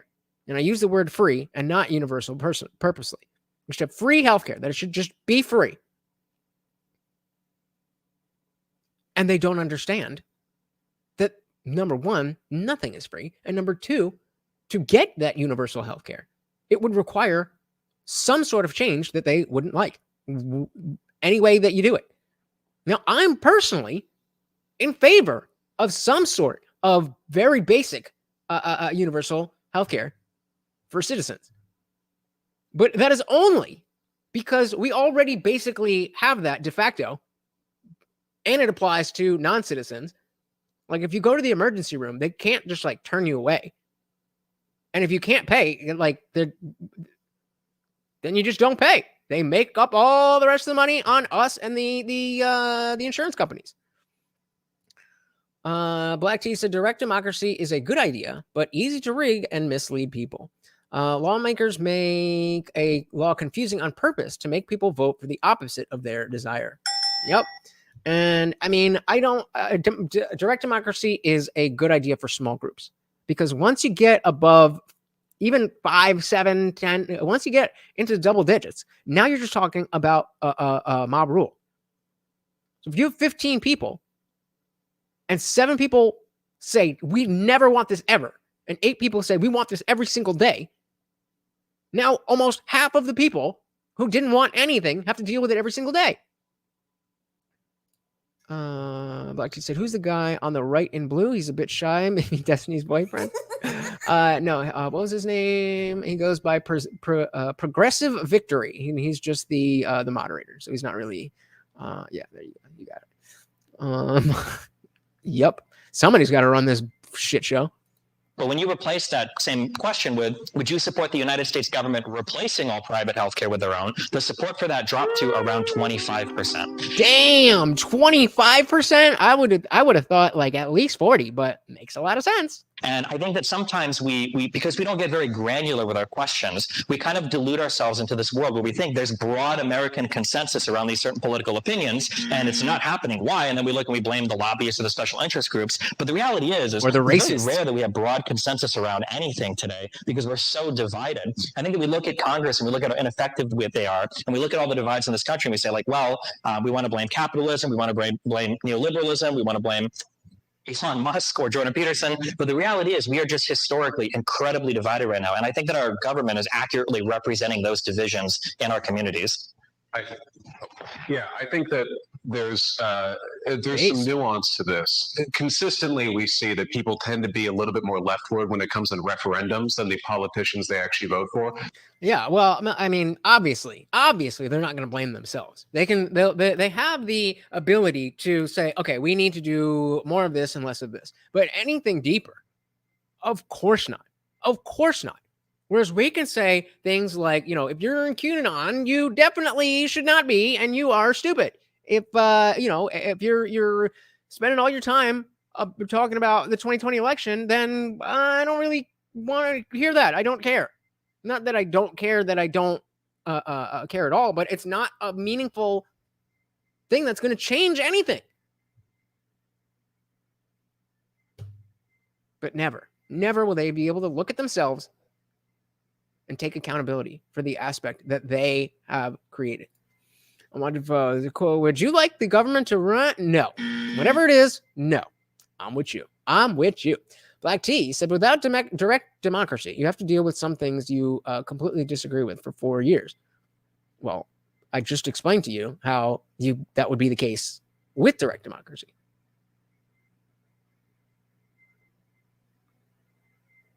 What? Without direct democracy, you have to deal with some things you completely disagree for 4 years. But if we did have direct democracy, then we likely would have to deal with something we completely disagree for a lot longer than 4 years. Right? Like in Kansas, for instance, the referendum to change their state constitution to allow for a ban on abortion did not pass, not even close, despite it being Kansas, full of folks who voted for Donald Trump, who pledged he would get rid of Roe v. Wade. I think that it's really difficult to sort of bridge that gap. The Democrats are proportionally unpopular considering their policies. And a lot of that has to do with cultural capture. I think a lot of it also has to do with capital. I think there's an excellent John Oliver segment on how a ton of local news in America is basically just all owned by the same company. Oh, that's a John Oliver take. So John Oliver was the one to come up with that thing that you've seen a million times long before John Oliver even had a show. Of the one cable news, and they do a bunch of them, and they're all saying the same thing. I mean, well, let's do local news. Okay, it's the first thing. It's the first one, and this. So let's see what the oldest one is. Hi, I'm Fox San Antonio's Jessica Headley. And I'm Ryan Wood. Our greatest responsibility is to serve our Treasure Valley communities, the El Paso, Las Cruces communities, Eastern Iowa communities, Mid-Michigan communities. We are extremely proud of the quality, balanced journalism that CBS 4 News produces. But we are concerned about troubling, irresponsible, one-sided news stories plaguing our country. plaguing our country. The sharing of biased and false news has become all too common on social media. More alarming, some media outlets publish these same fake stories without checking facts first. The sharing What? of biased and False news has become all too common on social media. more alarming, some media outlets publish these stories simply aren't true without checking facts first. Unfortunately, some members of the media use their platforms to push their own personal bias and agenda to control exactly. I mean, you get the point, but this is a John Oliver bit, which again just shows how narrow-minded you are. That the only way you saw that was from John Oliver, whereas that was a meme in and of itself years ago. Years ago. I mean, look at what they were wearing. That is not anything earlier than any later than 2005. Your fake news. Xander said, this, ladies and gentlemen, is the face of a demon. It's as close as we're going to get to an accurate representation. Black T said, direct democracy is mob mentality. Yep. Representative democracy is Joe Biden's mentality. Better to live under your neighbor's politics than the Washington swamp. I kind of get what you're saying. I mean, it's obviously not, it's obviously complex of how this would work out versus that would work out. But what if people did this, or what if we want that? So, I mean, that's a whole other conversation. I get what you're saying, but the mob right now already voted for Biden. That's already what would have happened under this election if it was direct democracy and everybody who voted got equal say. Like, that's already what we have. So, like all the NPCs are saying the same thing, or in real life. There's this horrific dystopian horror moment to see them all repeating the same thing like robots. Yup. Any film says, do you remember when national news would use Twitter as a source? You're not getting me on this one. It's Pepperidge Farms. Pepperidge. I know you purposely did that to make me say it wrong, but I remember. Pepperidge Farm remembers. And they reliably repeat, skewed talking points in a way that sometimes isn't entirely factually inaccurate, but definitely distorts the information. We see them in, national level too. CNN recently had a CEO change who just said he wanted to bring more right-leaning content into the network in order to sort of broaden the appeal. And unfortunately, judging by the articles that were written after that I read, broadening the network seemed to mean lying more, or at least being more wrong in implication. So again, it's if you have a difference of opinion than me, you are wrong. And you are lying if you say it. That's not how words work. That's not how language works, buddy. It's tough, right? Like, how do you actually get through all that? But it's tough. How do you get through all the lies of people not saying exactly the same thing that I say? If there's anything we can agree on, and I hope we do, because we're here with the fine folks of Progressive Victory, is that none of this matters if you don't vote. It is like having a nice classic car and then not changing the oil, wheels, or brakes when you need to. It is fundamental. It is the bedrock of everything you do on top of it. The most effective protests in the world would not do anything if they were supervised by far-right politicians. They would just kill or arrest all the people who did it. Stonewall? Does anything need to be said? Well, if the Republicans were in power like they were 3 years ago, then they just kill everybody. Did we not have an entirely red Congress? Well, for the what was it? The first 2 years, or the second 2 years of Trump's term? Did we not have a House and the House of Representatives and the Senate? We're not majority Republican.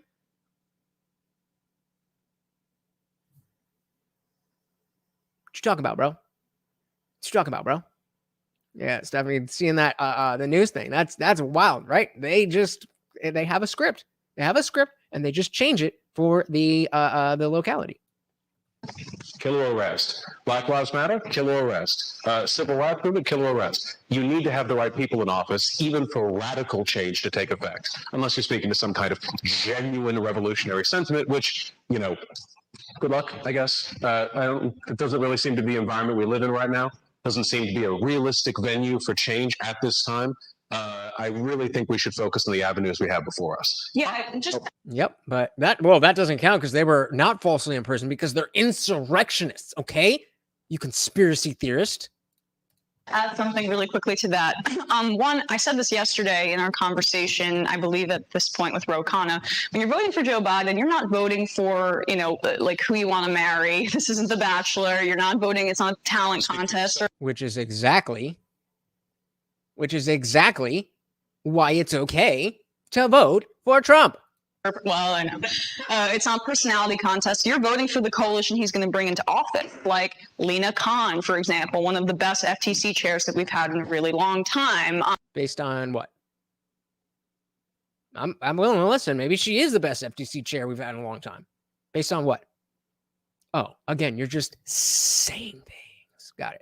Just other cabinet officials who are such as going to make change in ways such as is that you don't really see such as immediately, but that are important structurally. Because such as when Republicans come in, they destroy, they gut, and it's much easier. In what way? Can you give an example? No, didn't think so. To destroy than it is to build back. And just to add to Vaush's point earlier, there are like it's interesting. For people that want to learn about politics, don't listen to her. Definitely don't. I would highly suggest that you don't listen to Vaush, but I would highly suggest that you do, among other people, listen to Destiny. Polling, and I guess this is also Destiny's point too, the polling on issues in a vacuum doesn't necessarily matter because people can agree on things in polls, but there's a difference between what people agree on and what motivates them to vote. Like, okay, I was gonna say literally that's what Destiny was talking about for 10 minutes before, but I remember that she did say that Destiny said it. So Trump gutted by making the economy better instead of expanding social programs. Again, it's not the like, yes, this is destroying in her mind because it's not what she would want to do. She doesn't know why she thinks her idea is better. She doesn't know why her Trump's economy was bad, but it just was. So she has to make it fit. She has to make it fit. Like I said, I want to hear the moderator speak and say, "No, you went too far." I don't. Is that like a reference? If it is, I missed it. But I don't think this moderator is saying much at all. Even though the Republicans were in power, they would have fake impeachment based on fake evidence, and the FBI would be complicit in attacking their political opponents. When that didn't work, they would make up a bunch of other false charges and seize their political opponents' property. That's why, guys, we can't let the Republicans win. Sarcasm, if anybody didn't get it. Stephanie says they're only allowed to use certain words the AP approves of. That's true. That's true. All right, let's get a final point here. I think to go to some Q&A. For example, polling on stuff like trans issues, it's muddled, and sometimes, honestly, it's a little bit like the left is in the minority when you look at some of those polls. But we saw in the 2022 midterms that the people that ran on transphobia basically universally lost. Because while people may say in a poll, like, I don't really want, a trans person in my girls' track meet, right? Are they going to go out and vote on that? Not really. And there's no evidence that's shown that. And so that's also why. I mean, you were just screaming about people going to school board meetings and yelling at teachers. But now, no, they're not going to vote that way. And it maybe has to do with your rhetoric and your propaganda. Just maybe. So, I mean, I think we know where this goes. Like, exactly. I mean, Stephanie with a perfect comment to encapsulate all of this. She's saying a whole lot of words without saying anything at all. And I think that's just their method. If we just keep saying words and throw in buzzwords and throw in utopian ideas, then they'll just think they're stupid and that we know what we're talking about because they don't understand us. Instead of being like, wait, can you explain that part? Okay, well, explain that part. Oh, okay, well, can you explain that part? Oh, you can't? Then why the fuck am I listening to you? Never put yourself in a position where the person you are listening to take life advice, whether it's political, relationship, anything else, if they don't have to be like, I think I could give you some pretty good marriage advice on obviously more basic things. I think I could give you some very basic parenting advice. I mean, I do have a degree in psychology. I'm not like just some random schmuck, but even some random schmuck could tell you, maybe you shouldn't miss your child's first birthday because, it's opening day for the Mets. Just maybe. Definitely. I mean, more than one. But you don't need a study to be able to tell, oh, this is a good thing. This is a bad thing. And then when they see that there is a significant amount of people saying this independently of each other, they just assume that it's a top-down thing. Why? Because that is how they think. So the ultimate projection drink was this entire fucking thing, save some comments from Destiny. Well, yeah, I mean, I definitely could, but I'm a professional. I'm supposed to be able to. Like I mean, professionals.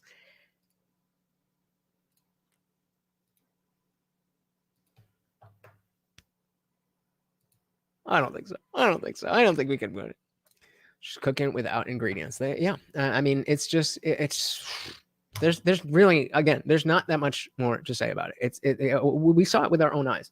We heard the lack of substance. We heard the lack of principles. We heard the overwhelming strawman statements and projection statements. What else is there to say? These are not trustworthy people. These are not people who understand the world that we're living in. They might understand the world that they're living in, but they're not understanding the world we all live in. And that's what politics is. Understanding the world we all live in, even if you disagree with some of those people. That's as far as it goes. So real quick, guys, I want to give a shout out to the Discord. Guys, I've told you, I've been telling you since day one, there's a number that I have in my head. And when we reach that number, the Discord is closed off to new members for free. So if you join now, it's free and you're good. You're grandfathered in. You never have to pay. Very, very, very, very, very, very, very, very, very, very soon. Hear my words. Very, very, very, very soon, you will not be able to get into the Discord without being a member. If you would like to get around that and be part of this awesome community,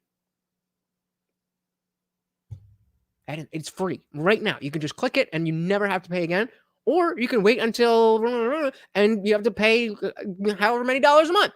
It's up to you. But you definitely want to be in there for sure. So, I want to talk about VidCon. So, what Black season less so sections with experts. Yep. Yeah, exactly. So, but I mean, we're done with the video here. So if that is all you are interested in, I am very glad that you are here. Thank you so much for being part of the show. But I do have here my badge from VidCon. It was it was cool. It was cool. It was I didn't know what to expect, but it was a little disappointing. In the sense that, it was a Friday, I think it was Friday, Saturday. Yeah, Friday, Saturday, Sunday. And I got the community track, which is like, just normal people. There was also the industry track, which is if you are a YouTuber or a TikToker or a streamer or whatever. And you could get access to like the meet and greet areas. You can get access to the networking areas where it's basically just like backstage. It's basically like a VIP thing. So the facts on that. And the we'll get there. but especially being there on the third day, I don't know if it was just that it was the third day, but I just got the feeling that's like, this is not for me. This is for people who have no idea how, how content creation works. And then I'm sitting in a lot of these panels and I'm like, you have a much bigger channel than me, but I could do a way better job answering this question than you can. And so it left me with mixed emotions in the sense that, like, okay, if these are the people who are on stage, these are the people who are getting asked to come, I'm good, bro. Like, I could do that today. I just need to grow the channel. And I'm glad that because of all of that, I only went the one day and I only got the community track. I think if I had gone all 3 days, I think it would have been awesome. But I also think that where I am at, just over 2,000 subscribers, I think by next year, or when the the legit one is in California, it will be worth buying a plane ticket, getting a hotel room, paying somebody to say, actually, I could probably bring Morty with me. But either way, doing all of that, and then being able to yuck it up with everybody there. It's a boomer event. How the fuck is it a boomer event? There's a bunch of little kids there. And all the panels were by TikTokers who were half my age. So, no. What's my say? Well, if it's going to make me money, if it's going to make this channel better, it is definitely worth going to California. And then, so, there's a couple panels. I got to see, I think, 4 panels. First one was that future one. Where it was the 20-year-old kids who were just like, yeah, I think by 2027, Twitter's going by the wayside. So I was like, okay, these kids don't know what the fuck they're talking about. Then I went to one about monetization, which was cool, but it was kind of like, again, this is what had me think like, oh, okay, this is for people who know nothing. It was about like how to start a channel based on things that you can easily monetize. And so you want to start a channel based on a product. You want to start a channel based on a business or a thing that you do so that you can sell it. And I'm like, that's great information, but I'm already a political streamer. So I can't, just switch to, doing embroidery or something like that. Obviously we got merch. Shout out to mysickshirt.com. But, other than that, it's really just the memberships. And so that's partly why we're that Discord is being closed off. But I ask anybody. I've been saying since day one that once we hit a certain number, we are closing it off. And yep, Indian Jesus is over. I am now changing into an embroidery channel. What do you mean by this? Talking about this panel? Yes, that is over. We're done with that. But I just want to tell everybody about my experience going to VidCon, if anybody cares. So if you don't care, then that's totally fine. Oh, damn, that was way in the beginning. Yeah, you missed the whole thing. But I'm glad that I didn't, either take off of work to go on Saturday and not have a ticket for Sunday, and then or buy a ticket for Sunday thinking that it would be the same as Saturday, and then it played out exactly how I would hope. I got, for very little money, very little energy, I got a very good understanding of how to then use VidCon as a way to, to bolster the brand and make better shit for you guys. This kid sounded like one dude from Jubilee when he said Twitter's gonna, yeah. Yep. Pretty much. The trans lesbian drag queen is off to teach the children to do underwater embroidery. I mean, yeah. Jay said, wasn't VidCon a big thing from 2010 to 2018? YouTube's changed a lot since then. Yeah. So I don't know this for sure, but it's starting to make sense that you're saying 2018. I seem to remember that something not great happened at VidCon 2019. And so after that, it was kind of just whatever. But obviously, I wasn't on YouTube back then. So of course, late to the party as always.